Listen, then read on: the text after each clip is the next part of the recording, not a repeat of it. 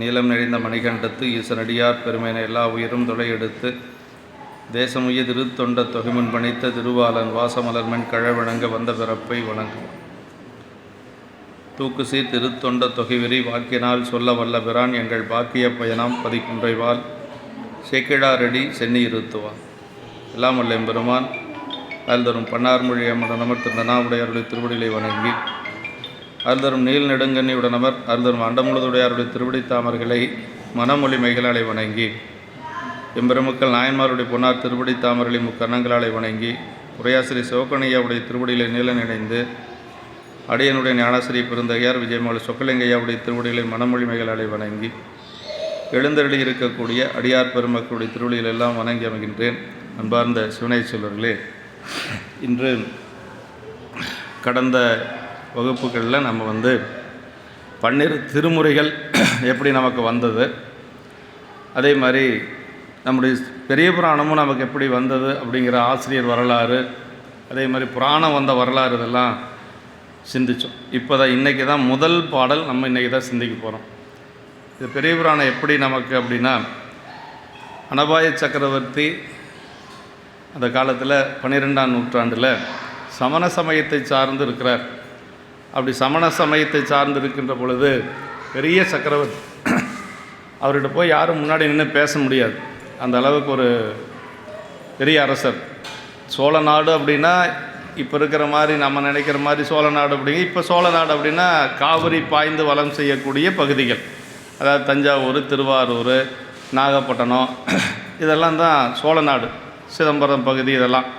ஆனால் அந்த காலத்தில் சோழ நாடு அப்படின்னா தமிழ்நாடு, கேரளா, கர்நாடகா, ஆந்திரா, இப்படி தெற்கு பீகார் வரைக்கும் சோழ நாட்டினுடைய எல்லை. அது சோழர்கள் அவ்வளவு ஆட்சி செய்திருக்கிறாங்க அப்படிங்கிறது நமக்கு வரலாறு, புராண வரலாற்றில் இருக்குது. அவ்வளோ பெரிய அரசனிடத்தில் போய் பேசுறது அப்படிங்கிறது யாராலையும் முடியாது. அப்போ சேக்கிழார் பெருமானுக்கும் சின்ன வயசு தான், அமைச்சராக இருக்கிறாரு.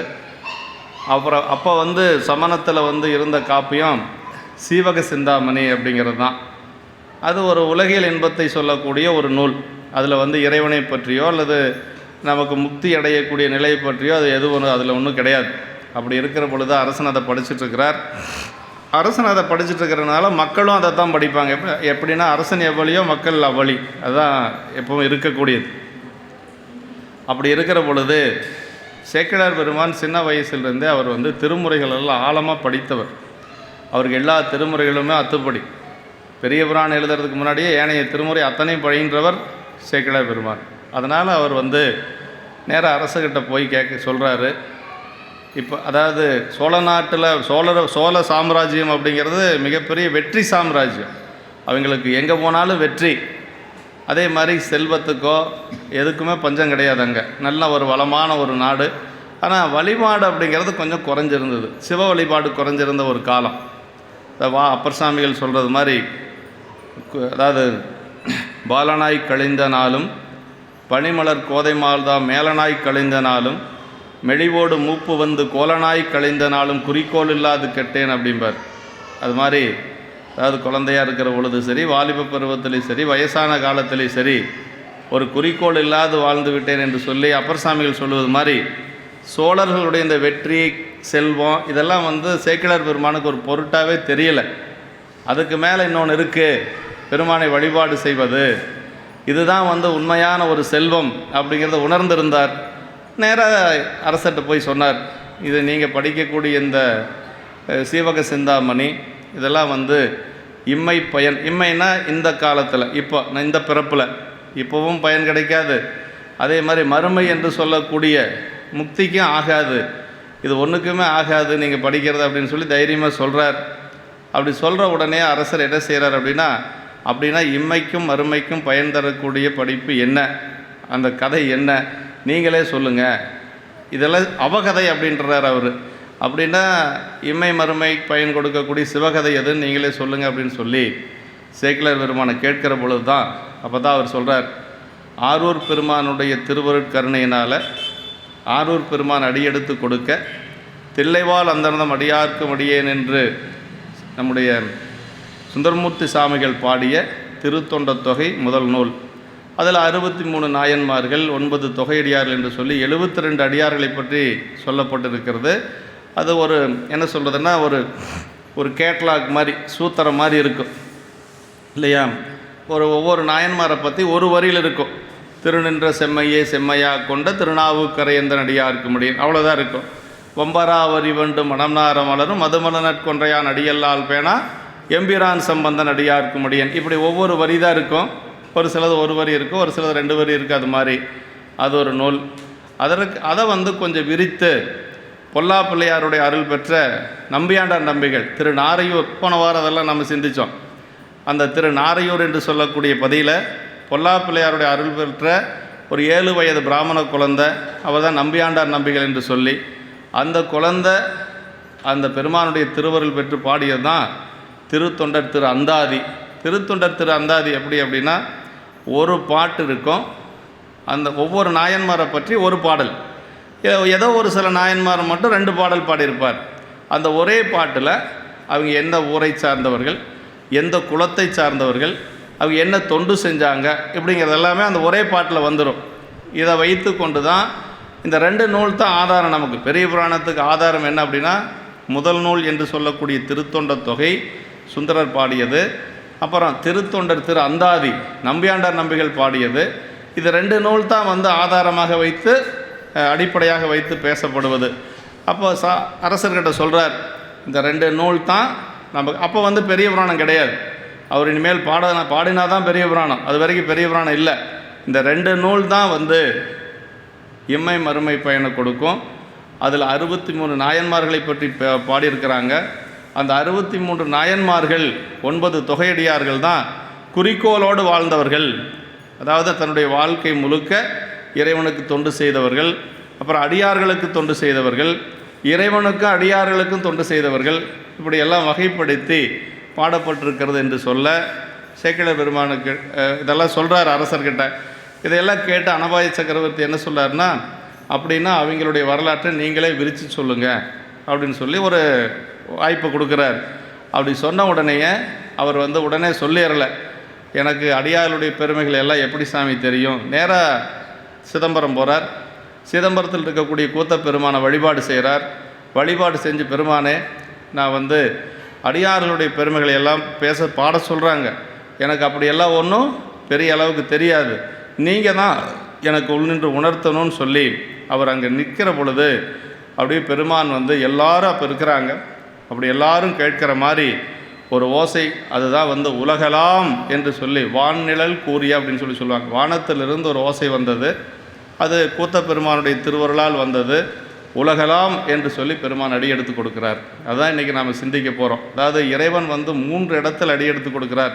12 திருமுறைகளில் 3 இடத்துல அடி எடுத்து கொடுக்கிறார். அதில் ஒரு இடத்துல தன்னை பற்றி பாடுவதற்கு திரு வெண்ணெய்நல்லூரில் சுந்தரமூர்த்தி சாமிகளுக்கு அடி எடுத்து கொடுக்கிறார். பித்தா என்று சொல்லி அடி எடுத்து கொடுக்கிறார். அவர் பித்தா பிறை சூடி பெருமானை அருளாலே என்று சொல்லி அந்த வெண்ணெய்நல்லூரில் பதிகம் பாடுறார். அதற்கு பிறகு திருவாரூரில் அந்த தேவாசிரி மண்டபத்தில் இருந்த அடியார்களை எல்லாம் வணங்கி அவங்களையெல்லாம் இது இன்றைக்கி நேற்று நம்ம ஈரோடு வகுப்பில் அதுதான் எங்களுக்கு வகுப்பு. ஆமாம், அப்படி நம்பிகள் திருமணமெல்லாம் முடிஞ்சு, பரவினாச்சியாரை திருமணம் முடிந்து அதற்கு பிறகு அப்படியே கோயிலுக்குள்ளே வருகின்ற பொழுது அப்படி கிழக்கு பக்கமாக பார்த்தா அங்கே தேவாசிரி மண்டபம் இருக்குது. அந்த மண்டபத்தில் நிரம்ப அடியார்கள், எண்ணில்லாத அடியார்கள் அங்கே இருக்கிறாங்க. அவங்களையெல்லாம் பார்த்து அங்கே உள்ளே போய் அவங்கள வணங்கிறதுக்கு தனக்கு தகுதி இல்லை. யார்? சுந்தரர் அப்படி நினைக்கிறார். சிவபெருமானுடைய தோழர். அந்த அடியார்களெல்லாம் நேரில் போய் வணங்கிறதுக்கு தகுதி இல்லை அப்படின்னு சொல்லி ஒரு வாரம் ஒதுங்கி வர்றார். இப்போ அடியார்களுடைய பெருமை அப்படின்னு பாருங்க. அதாவது இறைவனால் ஆட்கொள்ளப்பட்டவர், அதுவும் இல்லாத ஒரு நரசிங்க முனைய நாயனாருடைய வளர்ப்பு மகன், இளவரசர். அவர் திருமுனைப்பாடி நாட்டினுடைய இளவரசர். ஆதிசைவ கோத்திரத்தில் பிறந்தவர். அவர் எல்லாத்த விட உயர்ந்த ஒரு ஆதிசைவ கோத்திரத்தில் பிறந்து பெருமானால் ஆட்கொள்ளப்பட்டு, அதுவும் இல்லாத ஒரு நரசிங்க முனையனார் என்று சொல்லக்கூடிய அரசனால் இளவரசர் பட்டம் சூட்டப்பட்ட ஒருத்தர் நினைக்கிறார், அந்த அடியார்களை போய் நேரில் வணங்கிறதுக்கு தகுதி இல்லை என்று சொல்லி ஒரு வாரம் ஒதுங்கி மனசில் என்ன நினச்சிட்டு வர்றாருன்னா, இவருக்கு அடியேனாக பண்ணும் நாள் என்னால் என்று பரமர்தால் பரவி சென்றார் அப்படின்னார். இவங்களுக்கெல்லாம் எப்போ சாமி என்னை வந்து நீங்கள் அடியாராக ஆக்குவீங்க என்று சொல்லி அப்படி பணிந்து கொண்டு வருகின்ற பொழுது சாமி என்ன பண்ணாராம், யாருக்குமே அந்த மாதிரி பெருமான் அருள் செய்யலை. அவர் சுந்தரர் வந்துட்டுருக்கிற பொழுது சாமி உள்ளுக்குள்ளே இருந்து அவர் எந்திரிச்சு வந்து வாயிலில் நின்று காட்சி கொடுத்தாராம். யாருக்கு? சுந்தரருக்கு. திருவாரூர் பெருமான். ஆரூர் பெருமான் அந்த வெளியில் வந்து அந்த வாயிலில் நின்று பெருமான் காட்சி கொடுக்குறார். அப்படி அந்த திருவடி அப்படியே வணங்குறார். அந்த திருவடியை 11 முறை போற்றி வணங்குறார். 11 முறை ஏன் போற்றி வணங்கினார் அப்படின்னா அதில் 2 செய்தி இருக்குதுங்க. அதாவது அதில் மன்றுள் ஆடினேன்னு வரும், அப்புறம் உமையம்மை அந்த வருட சிவந்தன அப்படின்னு சொல்லி வரும், காலனார் உயிர் மாலை கருத்தன அப்படின்னு சொல்லி வரும். அது 11 முறை அந்த வினைமுற்று வருங்க. அதுக்கு என்ன காரணம் அப்படின்னா சமஸ்கிருதத்தில் வந்து 11 மந்திரங்கள் இருக்குது. அதுக்கு சம்ஸ்கிருதா மந்திரங்கள்னு பேருங்க. அதாவது பஞ்சபிரம்ம மந்திரம் 5, ஈசான மூர்த்திய நம, தத்புருஷ பக்தராய நம, அகோர கிருதாய நம, வாமதேவ குகாய நம, சத்யோஜாத மூர்த்திய நம. இது வந்து பஞ்சபிரம்ம மந்திரம்னு பேர். இதுக்கு 5 முகங்களை பற்றி சொல்லுவது. அப்புறம் சடங்க மந்திரம்னு இருக்குது சமஸ்கிருதத்தில். அது வந்து கிருதாய நம, சிரசே நம, சிகாய நம, கவசாய நம, நேத்ரோப்பிய நம, அஸ்திராய நம, இல்லைங்களா? இது 6 மந்திரங்கள் வந்து சடங்க மந்திரம். இந்த 11 மந்திரங்கள் இருக்குது பாருங்கள், அதுதான் வந்து வடமொழியில் இருக்கக்கூடிய உயர்ந்த மந்திரம். அந்த மந்திரம் இல்லாமல் எதுவும் செய்ய மாட்டாங்க. அதே மாதிரி நமக்கு இந்த திருத்தொண்ட தொகை இருக்குது பாருங்கள். இந்த திருத்தொண்ட தொகை 11 பாட்டும் அந்த 11 மந்திரங்களுக்கு இணையானது. இது யார் சொல்கிறாங்கன்னா வாரியார் சாமி சொல்கிறார். ஆமாம், சம்ஹிதா மந்திரங்கள் 11 மந்திரங்களுக்கு இணையானது திருத்தொண்ட தொகை அப்படிங்கிறாரு. அப்போ சம்ஹிதா மந்திரங்கள் நம்ம சொல்கிறது இல்லை, தெரியல அப்படிங்கிற வருத்தம் நமக்கு வேண்டியதில்லை. தினசரி திருத்தொண்ட தொகை பாடினாவே போதுங்க. அப்போ அந்த 11 மந்திரங்களாக நமக்கு 11 பாடல்கள் சுந்தரர் பாடுறார். அதுவும் சாமி வந்து என்ன சொல்கிறார் அப்படின்னா அவர்கிட்ட தான் இருக்கிறார் சுந்தரர். அங்கே தான் அவங்களுடைய பெருமைகளை எல்லாம் சொல்கிறார். பெருமையால் தம்மை ஒப்பார், பேணலால் எம்மை பெற்றார், ஒருமையால் உலகை வெல்வார், உணமேல் ஒன்றும் இல்லார், அருமையாம் நிலையில் நின்றார், அவரை நீ அடைவாய் என்று யார் சொல்கிறாங்க? ஆரூர் பெருமான் சொல்கிறாரு. இப்போ சுந்தரர் யாருடைய தோழர்? ஆரூர் பெருமானுடைய தோழர். ஆரூர் பெருமானுடைய தோழர் சுந்தரர். இருக்கிற இடமும் பெரிய இடத்துல இருக்கிறாரு. ஆனால் அவங்களோட போய் சேர்ந்துக்கோ அப்படிங்கிறார். அப்போ பாருங்கள், இறைவனே என்ன நினைக்கிறாருன்னா நம்மளோட இருக்கிறத விட அடியார்களோடு இருக்கிறது தான் சிறப்பு அப்படின்னு சொல்லி இறைவனே நினைக்கிறார். அவரை நீ அடைவாய் என்றுன்னு என்ன அர்த்தம்? சாமிகிட்டத்தானே சுந்தரர் இருக்கிறார். ஆனால் இவரை நீ அடைவாய் என்று சொல்லி சொன்னது மட்டுமல்லாமல் என்ன சொல்கிறார்னா, நீதியால் அவர்கள் தம்மை பணிந்து நீ நிறை சொல் மாலை கோதிலா வாய்மையாலே பாடன்னு அண்ணல் கூற அப்படின்னார். அவங்களையெல்லாம் நீதியால் அவர்கள் தம்மை பணிந்துனார். அது என்ன நீதி அப்படின்னா, சாமியை வந்து எப்படி வேணாலும் வணங்கிக்கலாமாம்மா, நான் சொல்லலை அப்படின்னு சேக்கிழார் பெருமான் சொல்கிறாரு. ஆனால் அடியார்களை வணங்குகின்ற பொழுது ஒரு முறை இருக்குது அப்படின்னு சொல்லி சொல்கிறாருங்க. ஆமாம், ஏன்னா தன்னை பற்றி பாட சொல்லுகின்ற பொழுது என்ன சொன்னார்னா, சொற்றமிழ் பாடுகின்றார் தூமரை பாடும் வாயால். அவ்வளோதான், சொற்றமிழால் பாடுக. சாமி வந்து நமக்கும் அன்பின் பெருகிய சிறப்பின்பிற்கு அச்சனை பாட்டேயாகும், ஆதலால் மண்மேல் நம்மை சொற்றமிழ் பாடுகின்றார். எனக்கு தமிழ் ரொம்ப பிடிக்கும் சுந்தரா. எனக்கு சுந்தரனை பாடுன்னு சொல்லியிருந்தால் அவருக்கு வடமொழியும் தெரியும் இல்லையா? அதனால் சொற்றமிழ் பாடுகின்றார் அப்படின்னார். தமிழால் பாடு அப்படின்னு சொல்லி சொன்னார். சுந்தரர் வந்து பித்தா பிறை சூடி அதுவும் அப்போ வந்து சொன்னார், எனக்கு உங்களுடைய குணம் என்ன, நான் இருக்கக்கூடிய நிலை என்ன, அதை என்ன சொல்கிறார், குணப்பெரும் கடலே நாயேன் யாதினை அறிந்து என் சொல்லி பாடுகேன் அப்படின்னு சொன்னதுக்கு பிறகு தான் பித்தன் என்றே பாடுவாய் அப்படின்னு சொல்லி சொன்னார். தன்னை பற்றி பாடுகின்ற பொழுது இப்போ அடியார்களை பற்றி பாட சொல்கிறதுக்கு என்ன சொல்கிறார்னா, அதே சாமி நீதியால் அவர்கள் தம்மை பணிந்துனார். அந்த அடியார்கள் எல்லாம் போய் நீ முறையாக வணங்கி அதற்கு பிறகு என்ன சொல்கிறாரு, கோதிலா வாய்மையாலை பாடன் அண்ணல் கூறன்னார். தன்னை பற்றி பாடுகின்ற பொழுது சொற்றமிழ் பாடுகின்றார். என்ன சொல்கிறார், குற்றமில்லாத தூய தமிழால் பாடணுமா. அடியார்களை பற்றி பாடுகின்ற பொழுது வணங்குகின்ற பொழுது எந்த ஒரு குறையும் வந்துடக்கூடாது அப்படின்னு ஆரூர் பெருமான் சொல்கிறாரு. அப்புறம் தான் அவர் வந்து என்ன எப்படி வணங்கினாருங்கிறத சேக்கிழார் பெருமான் சொல்கிறார் பாருங்க. தூரத்தே திருக்கூட்டம் பலமுறையால் தொழுது சேரத்தாழ்ந்து எழுந்தருகு சென்றெய்தி நின்றலியா வீரத்தார் எல்லாருக்கும் தனித்தனி வேரடியேன் என்று ஆர்வத்தால் திருத்தொண்ட தொகைப்பதிகம் அருள் செய்தார் அப்படின்னார். அப்படின்னா ஒரு திருக்கூட்டமாக இருக்கிறாங்க, தூரத்திலிருந்து வணங்குறாராம். அவர் பக்கத்தில் போய் ஒவ்வொருத்தராக வணங்கினாராம், பேர் சொல்லி சொல்லி வணங்கியிருக்கிறார். ஆமாம், பேர் மூர்த்தி நாயனாருக்கு அடியே வணக்கம், அதே மாதிரி முருகநாயனாருக்கு வணக்கம், நாவுக்கரசு பெருமானுக்கு இப்படி ஒவ்வொருத்தராக பெயரை சொல்லி சொல்லி வணங்கினாராம். அதான் தூரத்தே திருக்கூட்டம் பலமுறையால் தொழுது அன்பு சேரத்தால் தெழுந்தருக்கு சென்றெய்து நின்றழியா வீரத்தார் எல்லாருக்கும் தனித்தனி வேரடியன் என்று சொல்லி அந்த பாட்டில் சொல்வார்.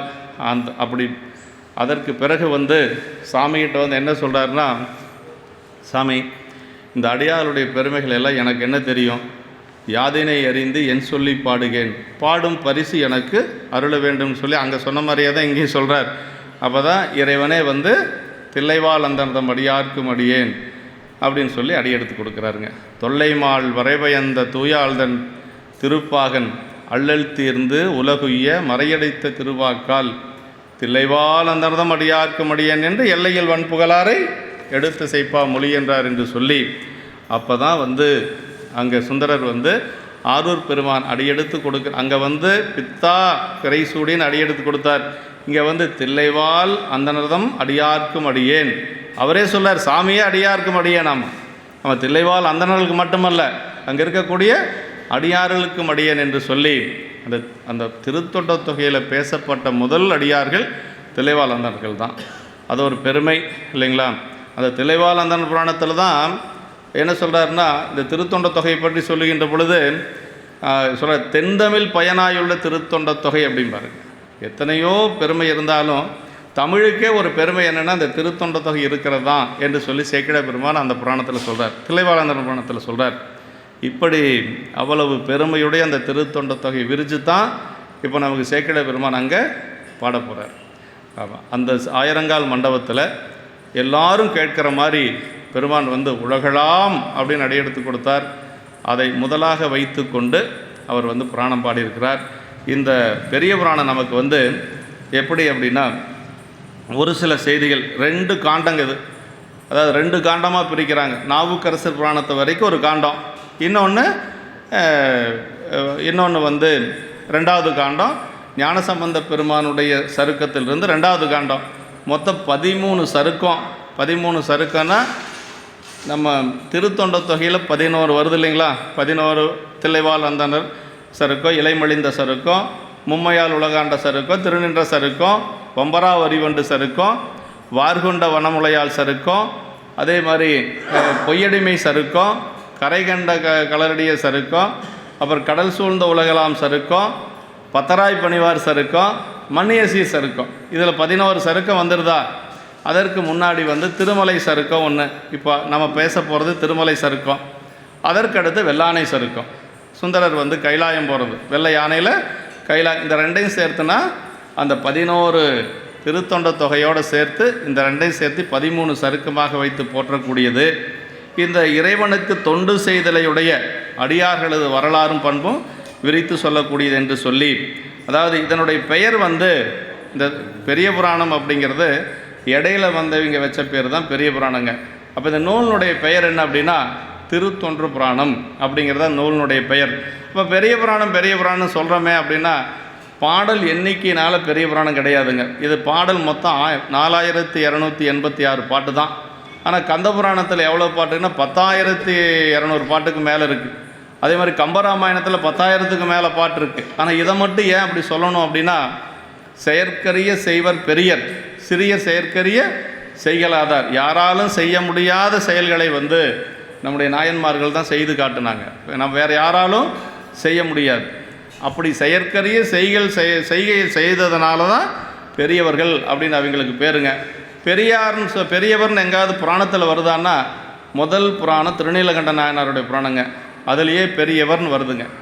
ஆதியார் நீலகண்டத்து அளவுதாம் கொண்ட ஆர்வம் பேதிய ஆணை கேட்டு பெரியவர் பெயர்ந்து நீங்கி ஏதிலார் போல நோக்கி எம்மையும் என்றதனாலே மற்றை மாதரார் தம்மை எந்தன் மனத்தினும் தீண்டேன் என்றார் அப்படின்னார். அதாவது பெரியவர் அப்படிங்கிறத முதல் சரிதத்திலே சொல்லிடுறார். முதல் சரிதம் தில்லைவாழ் அந்தனர் சரிதமாக இருந்தாலும் அது தொகையடியார் பொதுவாக சொல்லக்கூடியது. தனியடியாரில் முதல் சரிதம் என்னென்னா திருநீலகண்ட நாயனாருடைய சரிதம் தாங்க. அதில் சொல்கிறாரு எப்படி, ஏன் அப்படி பெரியவர்னு ஏன் சொன்னார் அப்படின்னா, 20 வயசு இருக்கும் அவருக்கு. அப்போ மனைவி கணவனை பார்த்து சொல்கிறாங்க, வேறொரு பரத்தையின் இடத்திலே சென்று வந்ததுனால அந்த அம்மா என்ன சொன்னாங்க அப்படின்னா, தீண்டுவீராயன் எம்மை திருநீலகண்டம் அப்படின்னாங்க. அப்படின்னா திருநீலகண்டத்தை அவர் வந்து பெருமானுடைய திருநீலகண்டத்து மீது மிகுந்த அன்புடையவர், எதை வச்சு சொன்னால் அவர் வந்து அதை கேட்பார் அப்படின்னு அம்மா தெரிஞ்சு வச்சுருக்கிறாங்க. அதனால் என்ன சொன்னாங்க அப்படின்னா, என்னை நீங்கள் தொடக்கூடாது, ஏன்னா வேறொரு பரத்தை வாழ் சென்று வந்ததுக்கு பிறகு தொடக்கூடாது அப்படிங்கிறாங்க. அதை எம்மை தீண்டுவீராயன் எம்மை திருநீலகண்டம் அப்படின்னு சூளுரைத்து சொன்னதுனால அப்போ வந்து அவர் வந்து அம்மா வந்து என்னைன்னு சொல்லியிருந்தா அவங்கள மட்டும் குறிக்குது, எம்மை அப்படின்றதுனால வேறு எந்த ஒரு பெண்ணையும் தீண்டக்கூடாது அப்படின்னு சொன்ன மாதிரி அவர் மனசில் நினச்சிக்கிறாரு. அதே மாதிரி எத்தனை வருஷம் அப்படி இருந்தார் அப்படின்னா, சின்ன வயசுங்க, அவங்க அம்மா சூளுரைத்த வயசு ஒரு 20 வயசு இருக்கும். 20 வயசில் ஏற்பட்ட இந்த நிகழ்வு கடைசியாக 2 பேர் வந்து நிற்க கூட முடியாது. அதாவது கையில் கோல் இல்லைன்னா அவங்களால நிற்க முடியாது. அந்த வயசு வரைக்கும் 2 பேர் தனியாக இருந்தாங்களாம். அதுதான் பெரியவர் அப்படின்னு சொன்னதுக்கு காரணங்க. ஆதியார் நீலகண்டத்து அளவுதாம் கொண்ட ஆர்வம் பேதியா ஆணை கேட்டு பெரியவர் பெயர்ந்து நீங்கினார். அது என்ன, பெயர்தல் நீங்குதல் ரெண்டும் ஒன்று தான். பெயர்தல்னால் ஒன்று தான், நீங்குதல்னால் ஒன்று தான். ஏன் அப்படி பெயர்ந்து நீங்கின்னு சேக்கிழ பெருமான் ஒரே பொருளை சொல்லக்கூடிய 2 வார்த்தை ஏன் சொல்லணும் அப்படின்னா, அதுக்கு உரையாசிரியர் சிவகோணியை சொல்கிறாரு. வாரியார் சாமி நல்லா அழகாக சொல்வார், உடலாலும் நீங்கினார் உள்ளத்தாலும் நீங்கினார் அப்படின்னார். உடலாலும் உள்ளத்தாலும் எத்தனை ஆண்டுகள், ஒரு வருஷமா 2 வருஷமா அப்படின்னா அதையும் பின்னாடி சொல்கிறாருங்க. வளமொழி இளமை நீங்கி வடிவுறு மூப்பு வந்து தளர்வோடு சாய்ந்தும் அன்பு தம்பிரான் திறத்து சாயார்னர். அதுதான் நம்மளால் வாழ முடியாத ஒரு வாழ்க்கை. அதாவது வளமொழி இளமை நீங்கி வடிவுறு மூப்பு வந்து வயசாகி போச்சு, தளர்வோடு சாய்ந்து இப்போ நிற்க முடியாது, கையில் கோல் இல்லைன்னா நிற்க முடியாது. அப்படி அந்த அளவுக்கு அவர் தளர்ச்சி ஆனாலும் கூட சொல்கிறார் பாருங்க, அன்பு தம்பிரான் திறத்து சாயார் அப்படின்னாரு. பெருமான் மேலே கொஞ்சம் கூட அன்பு குறையிலையாம், அதுதான் ரொம்ப முக்கியம்.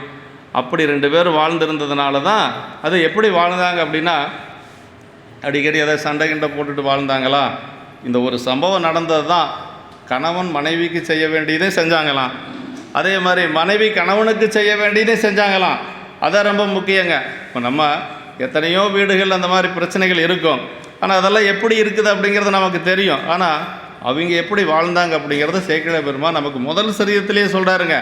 கற்புறு மனைவியாரும் கணவனார்கான எல்லாம் பொற்புற மெய்யுறாமல் பொருந்துவ போற்றி செய்ய இப்புறம் பொழியாதங்கள் இருவரும் வேறு வைகி அற்புறு புணர்ச்சியின்மை அயலறியாமை வாழ்ந்தார்கள் அப்படின்னார். அதான் ரொம்ப முக்கியம். அதாவது கற்பூர மனைவியாரும் கணவனார்கான எல்லாம், அம்மா வந்து கணவனுக்கு செய்ய வேண்டிய கடமையெல்லாம் செஞ்சாங்க, அப்புறம் மனைவியும் வந்து கணவனுக்கு செய்ய வேண்டியதெல்லாம் செஞ்சாங்க, கணவனும் மனைவிக்கு செய்ய வேண்டியதெல்லாம் செஞ்சாங்க. இப்புறம் பொழியாதங்கள், சண்டை போட்டுட்டு அப்பா வீட்டுக்கெல்லாம் போகலை, அதே மாதிரி வக்கீல் நோட்டீஸ் எல்லாம் எதுவும் விடலை, அவங்க பாட்டுக்கு அங்கே இருந்தாங்க, இவங்க பாட்டுக்கு இவர் இருக்கிறாரு. அப்புறம் இவங்க 2 பேர்த்துக்குள்ளே இப்படி இருக்குது அப்படிங்கிறது யாராச்சும் ஊருக்கு தெரியுமானா ஒருத்தருக்கும் தெரியாது. அதான் ரொம்ப முக்கியங்க. கணவன் மனைவிக்குள்ளே இருக்கக்கூடிய கருத்து வேறுபாடு யாருக்கும் தெரியாது, சாமிக்கு தெரியும், இவங்களுக்கு தெரியும். அதான் சொல்கிறார், அற்புறு புணர்ச்சியின்மை அயலறியாமை வாழ்ந்தார். பெரிய புராணம் இப்படி தாங்க. நம்ம கதை அப்படிங்கிறது ஒன்றும் இல்லை, கதை எல்லாத்துக்கும் தெரியும். அதில் சேக்கிழார் பெருமான் அங்கங்கே சமுதாய சிந்தனைகள், குடும்பம், பெண்கள், கணவன் மனைவி எல்லாம் எப்படி இருக்கணும், அடியார்களுக்கு எப்படி தொண்டு செய்யணும், கணவன் மனைவி சேர்ந்து இப்படி எல்லாம் இதெல்லாம் வந்து நமக்கு பல இடங்களில் நம்ம பார்க்கலாம் பெரிய புராணத்தில். அதனால தான் இவர்கள் வந்து பெரியவர்கள் அப்படின்னு சொல்லி சொல்கிறதுங்க. இல்லைன்னா இந்த நூலுக்கு பேர் திருத்தொன்ற புராணம். 10வது பாட்டில் சொல்கிறாருங்க, இங்கீதன் நாமம் கூறின் இவ்வுலகத்து முன்னால் தங்கிரில் 2 மாக்கள் சிந்தையை சார்ந்து நின்ற பொங்கிய இருளை ஏனை புறையரில் போக்குகின்ற செங்கதிரவன் போல் நீக்கும் திருத்தொன்ற புராணம் என்பாம் அப்படின்னா. அப்படி தான் என்ன சொல்கிறார் அப்படின்னா, இதனுடைய பெயர் வந்து திருத்தொன்ற புராணம். அப்புறம் இதனுடைய பயன் என்னங்கிறத இதிலே சொல்கிறார், அந்த பாட்டிலே சொல்கிறாருங்க. இந்த உலகத்தில் 2 இருள் இருக்குது. ஒன்று வெளியில் இப்போ பொழுது சாஞ்சதுன்னா ஒரு இருள் வருது இல்லைங்களா, இந்த இருள் எப்போ நீங்க அப்படின்னா காலையில் கதிரவன் வந்தால் நீங்கிடும், சூரியன் வந்தாச்சுன்னா இந்த இருள் நீங்கிடும். நம்ம உள்ளுக்குள்ளே ஒரு இருள் இருக்குதுங்க, அது நீங்கினா தானே சாமி நமக்கு அருள் செய்வார். அதுதான் நம்மளை படாத பாடு படுத்துது இல்லைங்களா. அந்த இருள், ஆணவ இருள் எப்போ நீங்க அப்படின்னா திருத்தொன்ற புராணம் படித்தா நீங்கும் அப்படிங்கிறார். அதுக்கு தான் பெரிய புராணம் படிக்கிறது. ஏனைய சாத்திரங்கள் தோத்திரங்கள் அதெல்லாமே நமக்கு பக்குவத்தை கொடுத்தாலும் கூட சீக்கிரமாக நமக்கு பக்குவத்தை கொடுக்கறது எது அப்படின்னா பெரிய புராணம் தான். அதுதான் சேக்கிழார் பெருமான் அங்கே சொல்கிறாருங்க, அந்த அகையிருளை நீக்கக்கூடியது திருத்தொண்ட புராணம் என்று சொல்லக்கூடிய பெரிய புராணம் என்று சொல்லி நமக்கு சொல்லப்பட்டிருக்கிறது. அப்படி இதை ஒரு பெரிய காப்பியமாக நமக்கு அமையப்பெற்றிருக்கிறது. ஒரு காப்பியம் அப்படின்னா அதுக்கு ஒரு கதாநாயகன் வேணும், கதாநாயகி வேணும் இல்லைங்களா? கதாநாயகர் யார் அப்படின்னா சுந்தரர் தான் காப்பிய தலைவர். சரி, காப்பிய தலைவருக்கு தலைவிகள் வேணும் இல்லையா? இப்போ காப்பிய தலைவிகள் யார் அப்படின்னா பரவையார் சங்கிலியார். திருமலையில் பார்க்கிறார் இல்லையா, அந்த கமலினி அணிந்தது என்று சொல்லக்கூடிய 2 பேரும் தான் பரவையார் சங்கிலியாராக இருக்கிறாங்க. இதுதான் நமக்கு இடையில வருதுங்க. அப்படி கையிலிருந்து உலக உய்ய சைவநெறி தலைத்தோங்க இந்த பூவுலகத்தில் அவதரித்து அந்த 2 பெண்களையும் மணந்து நமக்கு திருத்தொண்ட தொகை கொடுத்து மீண்டும் கையிலேக்கே போகிறார். அதாவது பெரிய புராணம் எங்கே ஆரம்பிக்குது அப்படின்னா கைலாயத்தில் ஆரம்பித்து மீண்டும் கைலாயத்தில் போய் நிறைவாவது தான் பெரிய புராணம். பெரிய புராணத்தினுடைய சிறப்பே அதுதாங்க. இது பாயிரம், இதெல்லாம் இந்த 10 பாட்டு பாயிரம். இதை பாயிரத்தை நல்லா தெரிஞ்சிட்டோம் அப்படின்னாவே நமக்கு என்னென்னா புராணத்தினுடைய அடிப்படை நோக்கம் என்ன அப்படிங்கிறது தெரிஞ்சுக்கலாம். இப்போ பெரிய புராணத்தினுடைய அடிப்படை நோக்கம் என்ன அப்படின்னா அடியார் வழிபாடு. இப்போ சிவபெருமான் வழிபாடு எல்லாத்துக்கும் தெரியும். நம்ம சாமி வழிபாடு செய்கிறதுல எந்த குறையில்லை, நல்லா செய்கிறோம். நம்ம அது சொல்லப்போனால் கொங்கு நாட்டில் ரொம்ப சிறப்பாக நடந்துகிட்ருக்கு எல்லா பக்கமும், அதில் எந்த குறையும் இல்லை. இப்போ அடியார் வழிபாடு அப்படிங்கிறது ஒன்று இருக்குதே சைவத்தில், அதை நம்ம வலியுறுத்தி சொல்லுவது தான் பெரிய புராணம் நமக்கு. ஆமாம், அதாவது என்ன சொல்கிறார் அப்படின்னா விரல்மண்ட நாயனாருடைய புராணத்தில் ஞாழம் உய்ய நாம் உய்ய நம்பி சைவ நெறியின் சீலம் உய்ய திருத்தொண்ட தொகைமுன் பாட செழுமறைகள் ஓலமிடவும் உணர்வறியார்தாம் அடியார் உடன்னாம் உளது என்றால் ஆழம் அமுது செய்தவரான் அடியார் பெருமை அறிந்தார் யார் அப்படின்னாரு. அப்படின்னா ஞாழம் உய்யன்னா இந்த உலகம் உய்யும்படியாக, நாமெல்லாம் உய்யும்படியாக, அப்புறம் திருத்தொண்ட தொகைமுன் பாடினார், நாமெல்லாம் உய்யும்படியாக சுந்தரர் அந்த அடியாரிலேயே வணங்கி திருத்தொண்ட தொகை பாடினார். அது எதுக்காக பாடினார்னா சைவ நெறியின் சீலம் உய்ய அப்படின்னார். சைவ நெறிக்கு அப்படின்னு சொல்லி ஒரு ஒழுக்கம் இருக்குங்க. ஆமாம், சைவ நெறிக்கு இருக்கக்கூடிய ஒழுக்கம் என்னென்னா அடியார் வழிபாடு அப்படிங்கிறார். சைவ நெறியின் சீலம் உய்ய திருத்தொண்ட தொகைமுன் பாட செழுமறைகள் ஓலமிடம் உணர்வறியார்னார். இந்த வேதங்கள் எல்லாம் ஓலமிட்டு காண முடியாத சிவபெருமான் என்ன சொன்னாராம், சுந்தரர் வணங்காத வராரு இல்லையா, வணங்காத வரல, மனசுக்குள்ளே மட்டும் நினச்சிட்டு வராரு. விரல்மண்ட நாயனார் என்ன நினச்சிக்கிறார் அப்படின்னா அடியார்களை வணங்காத சுந்தரன் புறகு, அதே மாதிரி சுந்தரனை ஆட்கொண்ட சிவபெருமானும் புறகு. அதுதான் பெரிய வேலை. அதாவது சுந்தரரை புறகுன்னு சொன்னது ஒன்றும் பெரிய விஷயம் இல்லை இல்லையா, அடியாருக்கு அடியார். ஆனால் ஒரு சமயத்தினுடைய தலைவர் சிவபெருமான், சிவபெருமானே புறகுன்னு சொன்ன ஒருத்தர் நம்ம நாயன்மாரில் இருக்கிறார், விரல்மண்ட நாயனார் அங்கே இருக்கிறார். அப்போ அவர் சொன்னதுக்கு பிறகு சாமி சொன்னாராம், ஏப்பா அடியாரோட தான்ப்பா நான் இருக்கிறேன், நான் இருக்கிறது அடியார் கூட தான் அப்படின்னாராம். அதுதான் சேக்கிழார் பெருமான் அங்கே சொல்கிறார். ஆமாம், செழுமறைகள் ஓலமிடவும் உணர்வறியார் தாம் அடியார் உடன்னாம் உளது என்றால், அப்போ ஆழம் அமுது செய்தவரான் அடியார் பெருமை அறிந்தார் யார் அப்படின்னு. அப்போ அடியாருடைய பெருமைகளை யார் முழுவதும் அறிந்திருக்க முடியும், யாராலே அறிய முடியாது என்று சொல்லி சேக்கிழார் பெருமானும் பாயிரத்தில் அப்படித்தான் சொல்லுவார். அது மாதிரி நமக்கு இந்த பாயிரம் முழுக்கவே நமக்கு ரொம்ப அருமையான செய்திகளை சொல்லக்கூடியது. இப்படி 2 பேரையும் வைத்து கொண்டு இந்த பூவுலகத்தில் அவதரித்து மணந்து உலகத்தாருக்கு அறம்பொருள் இன்பம் வீடு என்று சொல்லக்கூடிய 4 நிலைகளை நமக்கு உணர்த்தி உய்வித்து மீண்டும் திருக்கையிலை சேர்ந்தார்கள் என்பது காப்பியத்தினுடைய உட்பொருள். கீழே நம்ம எல்லாம் ஆட்கொண்டு நமக்கெல்லாம் அறம்பொருள் இன்பம் என்று சொல்லக்கூடிய 3ஐயும் கொடுத்து வீடு பேற்றையும் கொடுத்து அதுக்கான வழியெல்லாம் ஏற்படுத்தி கொடுத்து சுந்தரர் போயிட்டார். எத்தனை வருஷத்தில்? 18 வருஷத்துலிங்க. நம்ம 100 வயசு வரைக்கும் இருந்தால் தான் ஏதாவது சாதிச்சிரவா போகிறோம்னா ஒன்றும் கிடையாது. 16 வயசு தான் அவர் உள்ளே வராரு இல்லையா, 16 வயசில் தான் இறைவன் ஆட்கொள்கிறாரு. 2 வருஷத்தில் இத்தனை செய்கிறார். 2 வருஷத்தில் 2 திருமணம், அதே மாதிரி திருத்தொண்ட தொகை நமக்கு கொடுத்தது. அப்புறம் பெருமான் வெள்ளானை அனுப்பிட்டார். அது 18 வயசுலேயே அவருக்கு அந்த உலக வாழ்க்கையை வெறுத்துருச்சுங்க. அதான் வெறுத்தேன் மனை வாழ்க்கையை விட்டொழிந்தேன் அப்படின்னாரு திருவஞ்சை களத்தில். இல்லை, பாசம் அடுத்த வாழ்க்கை. அது அந்த வெறுப்பு வந்த உடனே பெருமான் மேலே இருந்து வெள்ளை யானை அனுப்பி கூட்டிகிட்டு போயிட்டார். எப்போ நமக்கு பெருமானுடைய திருவருள் கிடைக்கும்னா, உலகியல் இன்பங்கள் நமக்கு உவர்ப்பு வருகின்ற பொழுது, அதில் ஒரு வெறுப்பு வருகின்ற பொழுது பெருமான் திருவருள் உடனடியாக வந்துடும். இப்படி இதில் தலைவன் தலைவியர் கூட்டம் பிரிவு புலவி எல்லாமே இந்த புராணத்தில் சொல்லப்பட்டிருக்கிறது. இது ஒரு பெருங்காப்பியம் என்று சொல்லி இதை சேக்கிழார் பெருமானுடைய ஒரு தனியாக ஒரு நூலை இதற்காக செய்திருக்கிறார். இப்படி இதனுடைய முதல் காண்டம் சொன்ன மாதிரி நாவுக்கரசருடைய திருநின்ற சருக்கம் வரைக்கும், அதற்கு அடுத்தது இரண்டாவது காண்டம் என்று சொல்லி மொத்தம் 13 சருக்கங்கள் இருக்கக்கூடியது. இது பிரளயாகலருக்கு போல் இறைவர் முன்னின்று உபதேசித்தருளுமையாலும் இறைவர் அளித்த முத்து சிவிகையின் மேல், அதாவது உலகலாம் அப்படிங்கிற இந்த சொல் மொத்தம் 15 இடங்களில் வருது. அதில் முதல்ல வர்றது இந்த இடம். அதே மாதிரி கடைசியில் என்றும் இன்பம் பெருகும் இயல்பினால் அந்த கடைசி பாட்டில் உலகலாம் வருது. இடையில வச்சு போற்றக்கூடிய இடம் அப்படின்னா ஞானசம்பந்த பெருமானுடைய புராணத்தில் வருதுங்க. ஏன் ஞானசம்பந்த பெருமான் புராணத்தில் வரணும் அப்படின்னா, அவர் இந்த உலகத்தில் சைவ நெறி வேத நெறி ரெண்டும் தோன்றுவதற்காக அவதரித்த பெருமான் ஞானசம்பந்த பெருமான் இல்லையா? அதனால் அந்த புராணத்தில் ஞானசம்பந்த பெருமானுக்கு முத்தி சிவிகை கொடுக்கின்ற பொழுது உலகலாம் அப்படின்னு வருதுங்க. ஞானசம்பந்த பெருமான் அந்த திருநெல்வாயில் அறத்துறை வருகின்ற பொழுது அவருக்கு ஒரு வயசு 8 வயசு 9 வயசு ஆயிடுச்சு. அப்படி இருக்கிற பொழுது எப்பொழுதும் அப்பா சிவபாதகிருதையர் தோல் மேலே தூக்கிட்டு வருவார். அப்படி தோல் மேலே தூக்கி கொண்டு வருகின்ற பொழுது குழந்தைக்கு கொஞ்சம் வயசு அதிகமாகிடுச்சு, இவருக்கு வயசு ஆயிடுச்சு, இவருக்கு தளர்ச்சி ஆயிடுச்சு. அதனால் கொஞ்சம் தூக்க முடியல. அப்போ குழந்தைய கொஞ்சம் இறக்கி விடுறாரு. ஞானசம்பந்த பெருமான் அப்படி கையில் தட்டிட்டு பாடிட்டு அப்படி இறங்கி வருகின்ற பொழுது கொஞ்சம் வெயில் நேரம். அப்படி வெயில் நேரத்தில் அந்த கால் அப்படி தாமரை போன்ற திருவடியான் சேக்கிழார் பெருமான் சொல்கிறாருங்க. அப்படியே கொஞ்சம் கொஞ்சமாக சூடாச்சான். அதை சொல்கிறார், பாத தாமரைகள் நொந்தன பைய பையம்பர். பையங்கிறது இந்த மதுரை சொல் இல்லைங்களா? சேக்கிழார் பெருமான் அங்கங்கே அதை சொல்லுவார். பாத தாமரைகள் நொந்தன பைய பையனர். அப்படி கொஞ்சம் கொஞ்சமாக கால் சூடேறிச்சான்.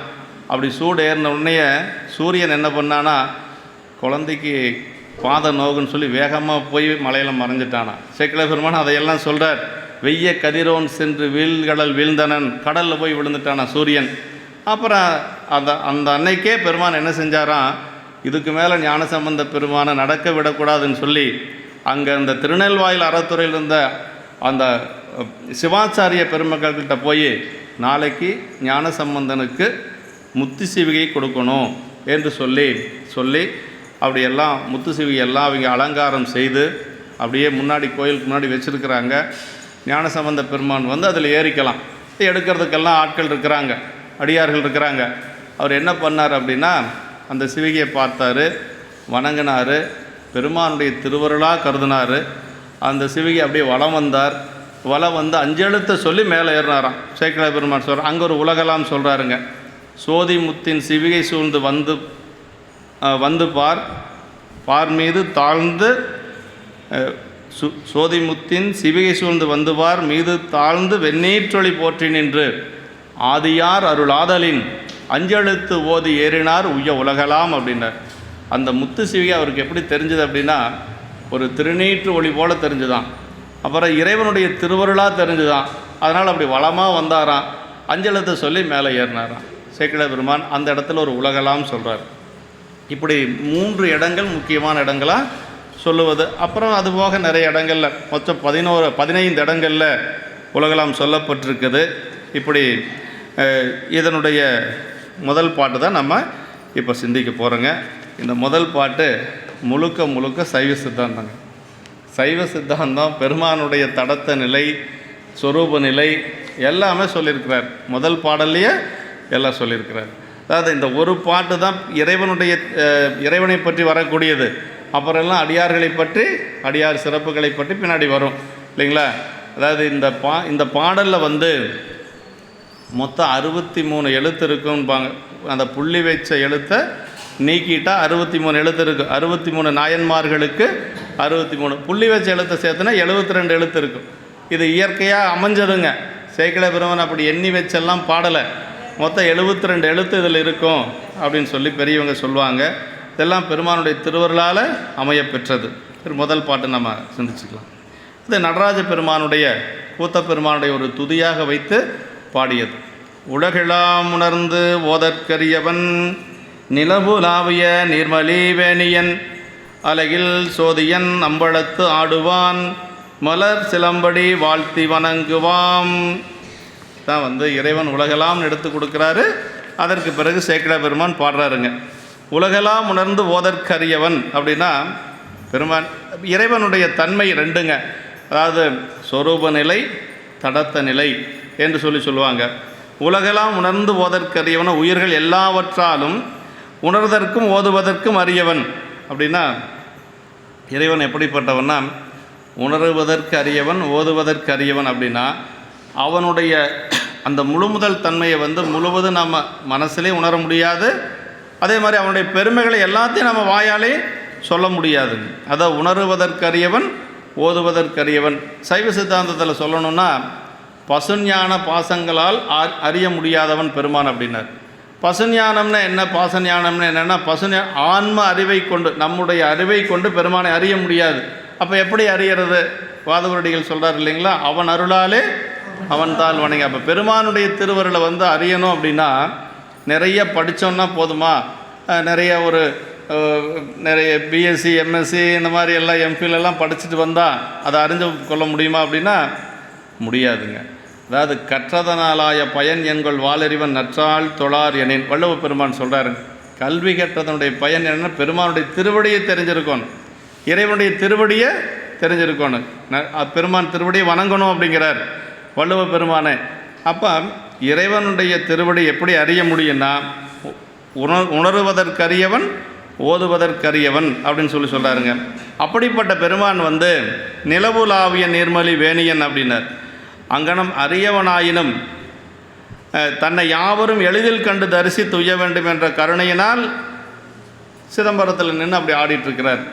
எனக்கு பார்க்கவே முடியாதுங்கிறீங்க, உணர முடியாதுங்கிறீங்க, பேச முடியாதுன்னு சொல்கிறீங்க அப்படின்னா அப்படிப்பட்ட பெருமான் சிதம்பரத்தில் அந்த மன்றில் ஆடிட்டுருக்கிறாரு.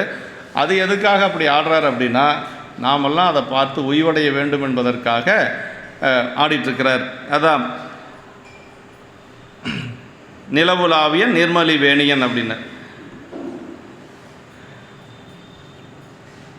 தில்லையில் திருச்சிற்றம்பலத்தை ஆனந்த திருக்கூத்து ஆடுகின்றவனாயும் உள்ள இறைவனுடைய மலர் சிலம்படி வாழ்த்தி எங்கும் நீக்கமின்றி மலர்கின்ற சிலம்பணைந்த திருவுடலை வாழ்த்தி வணக்கம் செய்வோங்கிறது பொருளுங்க. விளக்க உரையில் உள்ள போகிற பொழுது உலகு அப்படின்னா முதல்ல என்னென்னா உலகத்தில் இருக்கக்கூடிய உயிர்களை குறித்தது. உலகு அப்படிங்கிறது சடப்பொருள், எல்லாத்துக்கும் தெரியும் இல்லைங்களா. உலகு அப்படின்னா என்னென்னா அதாவது உலகு என்பது உயர்ந்தோர் மாற்று அப்படின்னு சொல்லுவாங்க இலக்கணம் இல்லை. உலகு அப்படின்னா உலகத்தில் இருக்கக்கூடிய மக்களை குறித்தது அப்படின்னு சொல்கிறாருங்க. அப்படி அது காலம் உலகம் என்று சொல்லி தொல்காப்பியத்தில் சேனாவரையருடைய உரையில் அப்படி தான் சொல்லப்பட்டிருக்கு. உலகம் என்று சொன்னால் உலகத்தில் இருக்கக்கூடிய மக்களை தான் சொல்லுது. அப்படி உலகத்தில் இருக்கக்கூடிய மக்கள் உணர்ந்து ஓதற்கரியவன், உணர்வதற்கும் ஓதுவதற்கும் அறியவன். உணர்தல் மனத்தின் தொழில், ஓதுவது வாக்கினுடைய தொழில். இது ரெண்டு நாளையும் பெருமானை முழுமையாக சொல்ல முடியாதுங்க. பசுஞான பாசஞானங்களின் விருத்திக்கு அப்பாற்பட்டவன் அப்படின்னு சொல்லி பெருமான் அதுக்கெல்லாம் அப்பாற்பட்டவன். அப்புறம் என்ன சொல்கிறார், அதை திருவாசகத்தில் வரும் பாருங்க, மாற்ற மனம் கழிய நின்ற மறையோனேன்வர். மாற்ற மனம் கழிய, மனதினால் அவனை அடக்க முடியாது. அவனுடைய பெருமைகளை மனத்தளவில் நம்ம இவ்வளவுதான் அவனுடைய பெருமை அப்படின்னு சொல்லி யாராலையும் சொல்ல முடியாது. அதை மாற்ற மனங்களிய நின்ற மறையோன் இங்கு குறித்தது இறைவனது சொரூப லக்கணம் அப்படின்னு சொல்கிறாருங்க. அப்போ பெருமானுடைய சொரூப லக்கணம் அப்படிங்கிறது நம்ம நேரில் பார்த்து வழிபாடு செய்ய முடியாத ஒரு நிலை. நம்ம அதை யார் வழிபாடு செய்ய முடியும்? ஞானிகள் தான் வழிபாடு செய்ய முடியுங்க. அப்பர் சாமிகள் கூட தேவாரத்தில் சொல்வார், ஞானத்தார் தொழுவார் சில ஞானிகள், ஞானத்தால் தொழுவேன் நாணலேன், ஞானத்தார் தொழுவார் தொழக்கண்டு ஞானத்தால் நானும் தொழுவனே என்று சொல்லுவார். அப்படின்னா அந்த சொரூப நிலை என்று சொல்லக்கூடிய அந்த நிலையில் பெருமானுக்கு உருவம் கிடையாது. அந்த உருவம் இல்லாத இருக்கக்கூடிய நிலை தான் சொரூப நிலை என்று சொல்லுவது.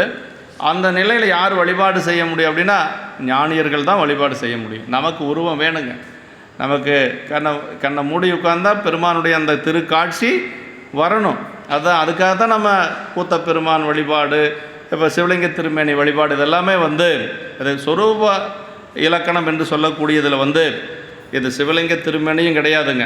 இதுக்கு பேர் அருவுருவத் திருமேனின்னு பேர், சதாசிவ திருமேனி அப்படின்னு சொல்லுவாங்க. அது எதுவுமே இல்லாத இருக்கக்கூடியது இந்த அருவம் என்று சொல்லக்கூடியது, அருவத் திருமேனி என்று சொல்லுவது. இந்த இடத்துல வந்து உணர்ந்து ஓதற்கரியவன் அப்படின்னு சொல்கிறது வந்து சொரூப லக்கணம் என்று சொல்லுவது. அப்போ உணரவும் முடியாது ஓதவும் முடியாதா அப்படின்னா, உணரவே ஓதவே முடியாத ஒரு பொருள் அப்படின்னா அது இல்லாத பொருள் ஆயிரும் இல்லைங்களா? எப்படியாவது ஒரு கட்டத்தில் உணரணும்ல, அது எப்போ உணர முடியும் அப்படின்னா, இந்த ஊனக்கண் பாசமுணராப்பதிய ஞானக்கண்ணினில் சிந்தை நாடி 9ஆம் சூத்திரம், சிவஞான போதத்தில் 9ஆம் சூத்திரம். ஊனக்கண் ஞானக்கண்ணுன்னா என்ன அப்படின்னா, ஊனக்கண் என்று சொல்லுவது உலகியல் அறிவு. நம்ம பசுஞான பாசஞானம் அப்படிங்கிறத ஊனக்கண். அந்த ஊனக்கண் பாசம் உணரா பதியை ஞானக்கண்ணினில் சிந்தை நாடி. ஞானக்கண் என்று சொல்லுவது இறைவனுடைய திருவருள் ஞானம்ங்க. இந்த இறைவனுடைய திருவருளை கொண்டு தான் பெருமானை அறிய முடியும். ஆமாம், நம்மளுடைய அந்த உலகியல் அறிவு கொண்டு பெருமானை அறியவே முடியாது அப்படின்னு சொல்கிறாருங்க. அது நமக்கு தில்லை பதிகத்தில் அப்பர் சாமி பாடுவாருங்க. அரியானை, பெரிய திருத்தாண்டகம்தான், வேற ஒன்று. அரியானைன்னு என்ன, அவனை பார்க்க முடியாதுன்னு அர்த்தங்க. அவ்வளோ பெருமானுடைய நிலை, அது சொரூப நிலை சொல்கிறார். அரியானை அந்தனர்தம் சிந்தையானை அருமறையின் அகத்தானை அனுபயார்க்கும் தெரியாத தத்துவனை தேனை பாலை திகழொளியை தேவர்கள் தம் கோனை மற்றைக்கு அரியானை நான்முகனை கனலை காற்றை கனைகடலை குளவரையை கலந்து நின்ற பெரியானை பெரும்பற்ற புலியூரானை பேசாத நாளெல்லாம் பிறவா நாளெம்பர். இப்போ பெருமான் எப்படிப்பட்டவன்னா, அரியானை அந்தனர்தம் சிந்தையானை அருமறையின் அகத்தானை அப்படின்னார். வேதங்களுக்கெல்லாம் நடுவில் இருக்கக்கூடிய பெருமான் அந்தணர்களுடைய சிந்தையில், அந்தணர் அப்படிங்கிறது இந்த இடத்துல வந்து அருமறையின் அகத்தானை அனுபயார்க்கும் தெரியாத தத்துவனை தேனை பாலை என்று சொல்லி, அது வந்து இன்னொரு பாட்டில் சொல்வாருங்க. இது அரியானை அந்த அருந்துணை அடியார்தம் அல்லல் தீக்கும் அருமருந்தைங்கிற பாட்டில் என்ன சொல்வார்னா, பொது நீக்கி தனை நினைய வல்லோர்க்கு என்றும் பெருந்துணையை பெரும்பற்ற புலியூரானை பேசாத நாளெல்லாம் பிறவா நாளைம்பர். அப்படின்னா பொது நீக்கி தனை நினைய வல்லோர்க்கு என்றும். இப்போ ஒரு கோயில் எல்லா பரிவார மூர்த்தமெல்லாம் இருக்குது இல்லைங்களா? பர்சன்டேஸ்வரர் நான் இது மாதிரி இருக்குது. ஒரு சில கோயில் ஆஞ்சநேயர் வச்சுருப்பாங்க. இப்படியெல்லாம் எல்லாமே இருக்குது. ஐயப்பன் இருக்குது, ஆஞ்சநேயர் இருக்குது. எல்லாத்தையும் வழிபாடு செஞ்சுட்டு வருவாங்க இல்லைங்களா? எல்லாத்தையும் வழிபாடு செஞ்சுட்டு வந்து அப்படி எல்லாத்தோட இவரும் ஒருத்தர் அப்படின்னு சொல்லி வழிபாடு செய்கிறது அது வழிபாடு அல்ல. இவங்கெல்லாம் வந்து ஒன்றும் இல்லை, எல்லாத்துக்கும் பரம்பொருளாக இருக்கக்கூடியது பெருமான் தான் அப்படின்னு சொல்லி பொது நீக்கி தனை நினைய அப்படிங்கிறது அப்பர் சாமியுடைய தேவாரத்தில். அப்படின்னா மற்றதெல்லாம் வந்து ஒரு இறைவனுடைய ஏவலாட்கள் மாதிரி தான். பரம்பொருள் என்று சொல்லுவது உள்ளே இருக்கக்கூடிய பெருமான் மட்டும்தான். அப்படி யார் வழிபாடு செய்கிறாங்களோ அவங்களுக்கு சாமி வந்து பெருந்துணையாக இருப்பார். அதான் சொல்கிறார், பொது நீக்கி தனை நினைய வல்லோர்க்கு என்றும் பெருந்துணையை பெரும்பற்ற புலியூரானை பேசாத நாளெல்லாம் பிறவா நாள் என்று சொல்லி தில்லைப்பதி இதே பதிகத்தில் தான் அந்த பாட்டில் வந்து அப்பர் சாமிகள் சொல்கிறாருங்க. சரி, இது சொரூப லக்கணம். சொரூப லக்கணம் அப்படிங்கிறது கண்ணால் பார்க்க முடியாது. பக்குவம் வருகின்ற பொழுது ஞானியர்கள் வழிபாடு செய்யக்கூடிய நிலை தான் அது. ஏன்னா அப்பர் சாமியை சொல்லிட்டார் இல்லையா, ஞானத்தால் தொழுவார் சில ஞானிகள் அப்படின்ட்டார். ஞானத்தால் தொழுவேன் நானல்லேன் அப்படின்ட்டார். அப்புறம் மீண்டும் சொல்லார், ஞானத்தார் தொழுவார் தொலைக்கண்டு ஞானத்தால் நானும் தொழுவனே அப்படின்னார். அவங்கெல்லாம் வழிபாடு செய்கிறத பார்த்து அந்த ஞானிகள் பின்னாடி போய் அவங்களுடைய திருவடியை வணங்கி நானும் வந்து பெருமான வழிபாடு செய்வேன் என்று சொல்லி இதுதான் வந்து அந்த சொரூப லக்கணம் என்று சொல்லக்கூடிய அந்த நிலை. இப்போ சாமிக்கு ரெண்டு, அதாவது இறைவனுடைய உண்மையான நிலை சொரூப லக்கணம் தான். அவனை வந்து உருவம் கிடையாது. நம்ம ஞானியர்கள் தான் வழிபாடு செய்ய முடியும்னா இப்போ நம்மெல்லாம் எப்படி வழிபாடு செய்கிறது? அதுக்குத்தான் சாமி என்ன பண்ணியிருக்கார் அப்படின்னா 25 மாகேஸ்வர மூர்த்தங்கள் எடுத்து நமக்காக அருள் செய்கிறார். 25 அப்படிங்கிறது சிவலிங்க திருமேனியை சேர்த்தா 25, சிவலிங்க திருமேனியை சேர்க்கலைன்னா 24. அதை மற்றதெல்லாம் தட்சிணாமூர்த்தி, சண்டீஸ்வரர், அம்மையப்பர், கூத்தப்பெருமான், இது எல்லாமே வந்து எப்படின்னா மாகேஸ்வர மூர்த்தங்கள். அப்படின்னா மாகேஸ்வர மூர்த்தங்கள்லாம் என்னங்க அப்படின்னா நமக்கு அருள் செய்வதற்காக இறைவன் எடுத்துக்கொண்ட திருமேனிகள். சரி, எப்படி சாமி திருமேனி எடுத்துக்கிறார் அப்படின்னா சாமிகிட்ட வந்து பிரியாத ஒரு சக்தின்னு ஒன்று இருக்குது தெரியுங்களா, அருள் சக்தின்னு சொல்லுவாங்க இல்லையா. அந்த சக்தியினுடைய மூலமாகவே சாமி நினச்சா ஒரு திருமணி எடுத்துக்குவார். நம்மளை மாதிரி எல்லாம் இந்த உடம்பு எடுக்கிறதுக்கு நம்ம பட்ட கஷ்டமெல்லாம் இல்லை, அதை மாதிரி எல்லாம் இல்லை. பெருமானுக்கு தன்னுடைய அருள் சக்தியின் மூலமாக என்ன உருவம் எடுக்கணுமோ அந்த உருவத்தை சாமி எடுத்துக்குவார். நாயன்மார்களுக்கெல்லாம் அருள் செய்ய வருகின்ற பொழுது அம்மையப்பரா தான் வர்றார். பெரும்பாலும் விடை மீது அம்மையப்பரா வந்து தான் சாமி அருள் செய்திருக்கிறார். அடியாருடைய இல்லத்துக்கு வருகின்ற பொழுது தனியாக வருவார், ஒரு சிவயோகியா அந்த மாதிரி வருவார். பெற்றம் ஊர்வதும் இன்றியே பேதையாலும் இன்றியே நற்றபத்தவர் வேடமே கொண்டு ஞாழம் முய்ந்திட நன்னினார்னார் எங்கள் இளையான்குடி மாறநாயனாருடைய புணத்தில். தனியாக வந்தாராம் முதல்ல. கடைசியாக எப்படி வந்தார் அப்படின்னா மழை விடையோடு வந்து பெருமான் காட்சி கொடுத்தார். முதல்ல வந்தது தனியாக வந்தார், பெற்றம் ஊர்வதும் இன்றியே விடை இல்லாத வந்தார். அப்புறம் பேதையால் உமையம்மை இல்லாத வந்தார். ரெண்டு பேரும் இல்லாமல் ஏன் வந்தார் அப்படிங்கிறதுக்கு சிவக்கோணிய உரை அருமையாக எழுதியிருக்கிறார். இளையான்குடி மாறநாயனார் புணத்தில் தான் அந்த இடம் வருது. பெற்றம் ஊர்வதும் இன்றியே பேதையாலும் இன்றியே நற்றவத்தவர் வேடமே கொண்டு ஞாழம் முய்ந்திட நன்னினார் அப்படின்னார். இந்த உலகம் உய்யும்படியாக வந்தாராம். அது வந்து நாயனார் இப்போ இருக்கக்கூடிய நிலை வந்து ரொம்ப வறுமையான ஒரு நிலையில் இருக்கிறார். அந்த வறுமையான நிலையை, அடியாருடைய வறுமை நிலையை வந்து அம்மா பார்க்க மாட்டாங்களாம். அம்மாவுக்கு வந்து செல்ல குழந்தைகள் இல்லையா அடியார்கள் எல்லாம். அதனால் எப்பொழுதும் அடியார்கள் நல்ல செல்வ செழிப்போடு இருக்கிறதா அம்மா விரும்புவாளாம். அதனால் அம்மா நான் வரமாட்டேன்னு சொல்லிட்டாலாம். அவர் உரையாசிரியர் எழுதுகிறார் சிவகுணியா, அதுக்காக தான் சிவகுணியா உரையை வாங்கி படிக்கணுங்கிறது. அம்மா நான் வரமாட்டேன்ட்டாங்களாம், என்னுடைய குழந்தைக்கு இப்படியெல்லாம் இருக்கிறத பார்க்கறதுக்கு வர முடியாதுன்ட்டாங்களாம். சரி விடை தான் வரலாம்ல, சாமி நடந்து தானே வந்தார், விடை ஏன் வரல அப்படின்னா அறக்கடவுள் தான் அங்கே விடையாக இருக்குது. தர்ம தேவதையே அங்கே விடையாக இருக்கிறதுனால அறக்கடவுள் நானும் அந்த வறுமை நிலையை பார்க்கறதுக்கு வரமாட்டேன்னு சொல்லிருச்சான். அதனால் வந்து அவர் தனியாக வந்தாராம். அதான் சொல்கிறார், பெற்றம் ஊர்வதும் இன்றியே பேதையாலும் இன்றியே நற்றவத்தவர் வேடமே கொண்டு ஞானம். சாமி ரொம்ப கருணையாளனுங்க. உமையம்மை அதை விட ரொம்ப கருணைங்க. அதான் பெருங்கருணை நாயகி இல்லையா அவினாசியில். அதனால் அண்டமுழுதுடையார் அப்படி வந்தாலும் கூட நீள் நெடுங்கண்ணி தன்னுடைய குழந்தைகள்லாம் நல்லா இருக்கிறத பார்க்கறதுக்கு தான் விரும்புவாங்க. அதனால் இதுதான் வந்து பெரிய புராணத்தில் வரக்கூடிய நிலை. இதெல்லாம் வந்து மாகேஸ்வர மூர்த்தங்கள் எடுத்துக்கொண்டு வருவது எதுக்குன்னா நமக்கு அருள் செய்வதற்காக. நம்முடைய பக்குவத்திற்கு ஏற்றாறு போல பெருமான் வந்து அருள் செய்வார். எல்லாருமே பெரிய ஞானிகளா, உருவ வழிபாடு வேண்டாம் உருவ வழிபாடு வேண்டாம் அப்படின்னா எல்லாருமே அந்த நிலையை அடைய முடியாது. அதுக்கெல்லாம் போகிறதுக்கு ஒரு படி தான் இந்த உருவ வழிபாடு என்று சொல்லுவது. அதுதான் நிலவுலாவிய நீர்மலி வேணியன். அப்படி இருக்கக்கூடிய பெருமான், அந்த வேதங்களெல்லாம் தேடி காண முடியாத பெருமான், ஞானியர்களால் மட்டும் வழிபாடு செய்யக்கூடிய பெருமான் அந்த ஒரு உருவம் எடுத்து வந்து அந்த கூத்த பெருமானாக தில்லையம்பதியில் அந்த மேடையில் நின்று ஆடிட்டுருக்கிறார் அப்படின்னு சொல்கிறாரு. அது இயல்பகை நாயனாருடைய புராணத்திலே வருங்க. ஆயும் நுண்பொருளாகியும் வெளியே அம்பலத்தில் நின்று ஆடுவார் அப்படிம்பார். அப்படின்னா நுண்பொருளாக இருக்கக்கூடியவன் பெருமான். நுண்பொருள்னால் சூக்குமமாக இருக்கக்கூடியவன் பெருமான், கண்ணில் காண முடியாது. ஆனால் வெளியே அம்பலத்தில் ஏன் ஆடிட்டுருக்கிறார் அப்படின்னா சிதம்பரத்தில் நாமெல்லாம் ஓய்வடைய வேண்டும் என்பதற்காக, அவனுடைய திருவடியை வணங்கி நாமெல்லாம் ஒரு நல்ல நிலை அடைய வேண்டும் என்பதற்காக பெருமான் அங்கே அதனால் அவருக்கு ஒன்றும் லாபம் கிடையாது. அம்மை காண ஐயன் ஆட அப்படின்னு சொல்லுவாங்க. உமையம்மை காணும்படியாக உயிர்களுக்கு அருள் செய்யும் பொருட்டாக அங்கே ஆடிட்டுருக்கிறார் அப்படின்னு சொல்லுவாங்க. அதான் நிலவுலாவிய நீர்மலி வேணியன் இறைவனது தடத்த இலக்கணம் குறித்தது. இது அவனுடைய அருவுருவத் திருமேனி அப்படின்னு சொல்ல அருவுருவத் திருமேனி அப்படிங்கிறது சிவலிங்க திருமேனி. சிவலிங்க திருமேனி அருவத் திருமேனியிலிருந்து உருவத் திருமேனி தாங்கி வருவது உயிர்களுக்கு அருள் புரியும் பொருட்டு.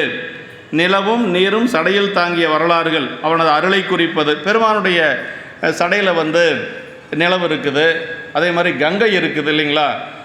ஒவ்வொன்றுக்கும் ஒரு வரலாறு உண்டுங்க. பெருமானுடைய கருணை தான் அதெல்லாம். அதாவது நிலவு ஏன் வந்து சாமி எடுத்து மேலே, சாமியினுடைய தலை மேலே நிலவு எப்படி வந்தது அப்படின்னா, தக்கனுக்கு 27 பெண் குழந்தைகள்.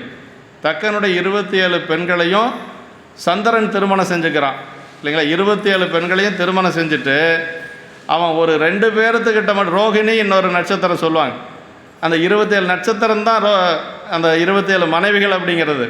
2 பேர்த்துக்கிட்ட மட்டும் மகிழ்ச்சியாக இருப்பான், மற்ற பெண்களை அவன் கண்டுக்கிறது இல்லை. அந்த மற்ற 25 பெண்களும் போய் அப்பா கிட்ட முறையிடுறாங்க. சந்திரன் வந்து எங்களை எல்லாம் நல்லா வச்சுருக்க மாட்டேங்கிறான், அவங்க 2 பேர்த்திட்ட மட்டும்தான் அன்பாக இருக்கிறான் அப்படின்னு சொல்லி முறையிடுகின்ற பொழுது தக்கன் என்ன செய்கிறான் அப்படின்னா, அவனுடைய கலைகள் எல்லாம் தேயக்கடவுது அப்படின்னு சாபம் முட்டுறான். மாமனாரும் மருமகனுக்கு சாபம் முட்டுறார். அப்படி சாபம் முட்டதுனால சந்திரன் என்ன செய்கிறான் அப்படின்னா, சந்திரனுங்கிறது சூரியன் சந்திரன் சொல்லணும் இல்லைங்களா, அதாவது 2 சந்திரன் இருக்குதுங்க, 2 சூரியன் இருக்குது, நம்ம தெரிஞ்சுக்கணும். இங்கே 2 வச்சுருக்கிறோம் இல்லையா வெளியில், சந்திர சூரியன், அது 2 சிவபெருமானுடைய கண்கள். நவகிரகத்தில் 2 சந்திரன் சூரியன் இருக்குது இல்லையா, அது வந்து கோள்கள். இது நல்லா தெரிஞ்சுக்கணும். நம்ம இந்த வெளியில் இருக்குது இல்லையா சந்திரன் சூரியன், அதை நம்ம வணங்கணும். ஏன்னா பெருமானுடைய கண்களாக இருக்கிறது. கணப்ப நாயனாருடைய புராணத்தில் அது வருது. இருசுடர் குறுகந்திருக்கும் எழில் வளர் கண்ணீர் மல்கி அப்படிம்பார். கணப்ப நாயனார் அந்த குழந்தையாக இருக்கிற பொழுது கண்ணில் தண்ணி வரும். அப்போ வந்து சேக்கிழ பெருமான் எப்படி சொல்லார்னா, இருசுடர் குறுகந்திருக்கும் எழில் வளர் கண்ணீர் மல்கி அப்படிம்பார். இருசுடர் அப்படின்னா சந்திரன் சூரியன் போன்ற கண்கள் இருந்து அப்படி நீர் வந்தது என்று சொல்லி அந்த இடத்துல சொல்வார். இப்போ அந்த சந்திரன் சூரியன் வேற, நவக்கோள்கள் இருக்கக்கூடிய சந்திரன் சூரியன் வேறு. இதை நம்ம தெரிஞ்சுக்கணும். அதே மாதிரி இப்போ சந்திரனுக்கு வந்து சாபம் விட்டுறான் தக்கன். அப்படி சாபம் விட்டதுனால என்ன ஆகுதுன்னா, ஒவ்வொரு கலையாக தேஞ்சிட்டே வரான். அப்படி தேய்ந்து கொண்டு வருகின்ற பொழுது எஞ்சி இருக்கிறது ஒரே கலை தான் இருக்குது. அதுவும் போயிடுச்சுன்னா சந்திரனே இல்லாத போயிடும். அப்போ நமக்கு நிலவே இல்லாமல் போயிருக்கோம். முதல்ல திருமால்கிட்ட போய் கேட்குறான், இந்த மாதிரி ஆயிடுச்சு, எங்கள் மாமனார் சாபம் விட்டார், என்ன செய்கிறது அப்படின்ட்டு. திருமால் என்ன சொல்லிட்டாருன்னா, எனக்கு என்னால் எல்லாம் ஒன்றும் பண்ண முடியாதப்பா, இது பெரிய இடத்தினுடைய சாபம், அதனால் எனக்கு தெரியாது அப்படின்னு சொல்லிடுறாரு. இந்திரன்கிட்ட போகிறான், அவனும் ஒன்றும் சொல்ல முடியல. இப்போ பிரம்மன் தான் என்ன சொல்கிறான் அப்படின்னா, நீ எங்கே போனீனாலும் ஒன்றும் வேலையாகாது, சாமிகிட்ட போய் சரணடைஞ்சிரு, வேறு ஒன்றும் பண்ண வேண்டாம், சிவபெருமான்கிட்ட போய் சரணடைஞ்சிரு, ஏதோ ஒன்று ஆகும் அப்படின்னு சொல்லுகின்ற பொழுது சந்திரன் என்ன செய்கிறான் அப்படின்னா, போய் தவம் செய்கிறான். தவம் செஞ்சு பெருமானுடைய திருவடியில் சரணடைஞ்சிட்றான். அப்படி தவம் செஞ்ச இடம்தான் சோமநாத் அப்படின்னு சொல்கிறோம் இல்லைங்களா. இப்போ குஜராத்தில் அதை 12 சோதிலிங்கங்களில் ஒன்றாக வைத்து போட்ட சோமன் வழிபாடு செய்தது சோமநாத், அவ்வளோதான். சோமன்னா சந்திரன், சோமவாரன் சொல்கிறோம் இல்லையா, திங்கள் சோமன் சந்திரன் எல்லாம் ஒன்று தான். அப்படி சோமன் வழிபாடு செஞ்சதுனால அதுக்கு பேர் சோமநாத்னு பேருங்க. இன்றைக்கி அந்த கோயில் ரொம்ப பிரம்மாண்டமாக இருக்கும், போனவங்க பார்த்துருக்கலாம். நம்ம பாரத பிரதமர் தான் அதனுடைய அறங்காவலர்கள் தலைவராக இருக்கிறாருங்க. ஒரு உயர்ந்த பதவிக்கு வந்தாலும் கூட அந்த கோயிலில் இருக்கக்கூடிய அந்த அறங்காவலர் பதவியை விடாமல் அவர் வச்சுருக்கிறார். அவர் முதலமைச்சராக இருக்கிற பொழுது இருந்து அதை வச்சிட்ருக்கிறார்.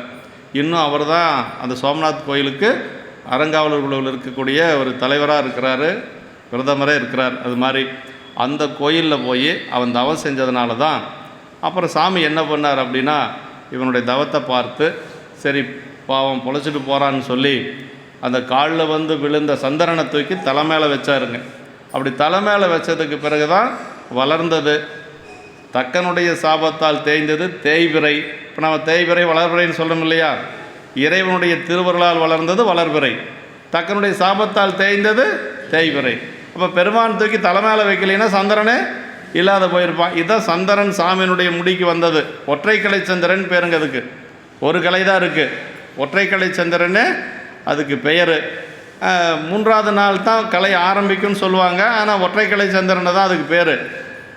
கங்கை எப்படி வந்தது அப்படின்னா, பகீரதனுடைய ஒரு விண்ணப்பம், அதாவது மூதாதையர்களுக்கு தர்ப்பணம் கொடுக்கணும், தர்ப்பணம் கொடுக்கறதுக்கு நீர் வேணும். அதனால் வந்து பகீரதன் போய் பெருமான்கிட்ட முறையிடுறான், இந்த மாதிரி நீர் வேணும் சாமி அப்படின்னு சொல்லுகின்ற பொழுது பெருமான் வந்து கங்கையை வந்து வர வைக்கிறார். அப்படி வர வைக்கின்ற பொழுது கங்கை ஆர்ப்பரித்து வேகமாக வருது. அப்படி வேகமாக வந்து அந்த வேகத்தை வந்து உலகமே தாங்க முடியாத அளவுக்கு வருது, ஆர்ப்பரித்து வருது. அப்படி ஆர்ப்பரித்து வரக்கூடிய வெள்ளத்தை சாமி என்ன பண்ணுறாருன்னா தன்னுடைய தலையில் வச்சு காப்பாற்றுறாரு. அதற்கு பிறகு பூமிக்கு எந்த அளவுக்கு வரணுமோ அந்த அளவுக்கு மட்டும் வருது. வாரியார் சாமி சொல்வாருங்க, அந்த காலத்திலேயே முடியிலேயே டேம் கட்டினவர் நம்ம சாமி அப்படிம்பார் வாரியார் சாமி. முடியிலேயே டேம் கட்டினாராம் சிவபெருமான்.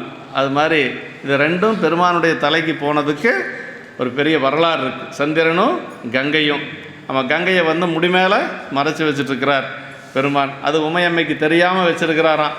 ஆமாம், அது பல இடங்களில் சொல்லி கேட்குறாரு. சுந்தரர் அதெல்லாம் விடுறதில்ல. ஆமாம், இப்போ சங்கிலி நாச்சியாரை பெண் கேட்கிற பொழுது சாமிகிட்ட அப்படி தான் சொல்லுவார்.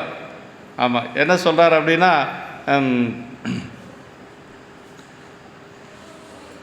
அந்த கங்கையை வந்து மேலே வச்சுருக்கிறீங்க, உமையம்மையை வந்து நெஞ்சில் வச்சுருக்கிறீங்க, ஆனால் 2 பேர்த்துக்கிட்டே அன்பாக இருக்கிறீங்க.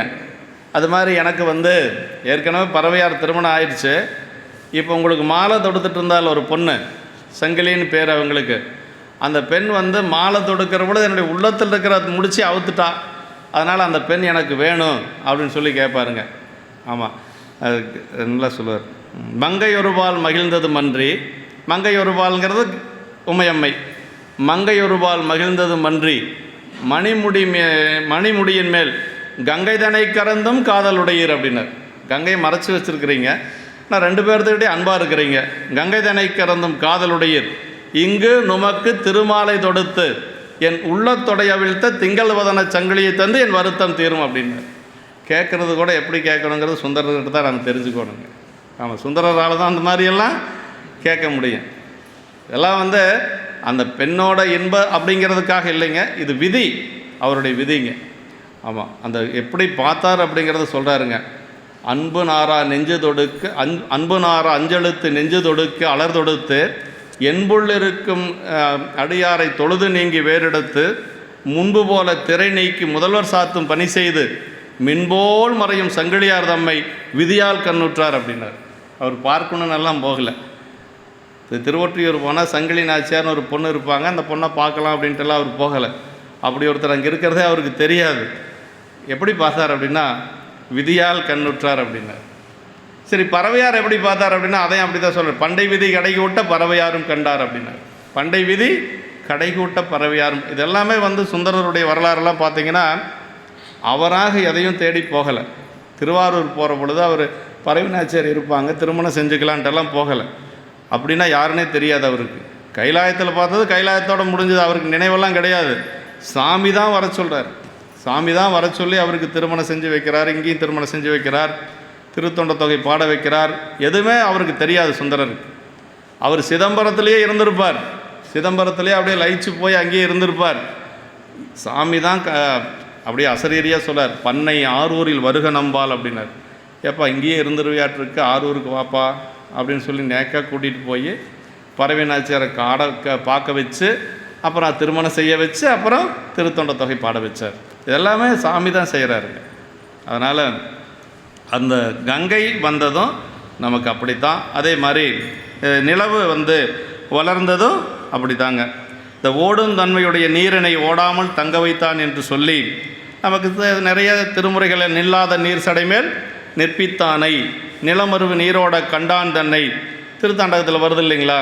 நில்லாத நீர் சடைமேல் நிற்பித்தானை, யாராலும் அடக்க முடியாத கங்கை, அதை அடக்கி காட்டிய பெருமை நம்முடைய சாமிக்குத்தான் உண்டு.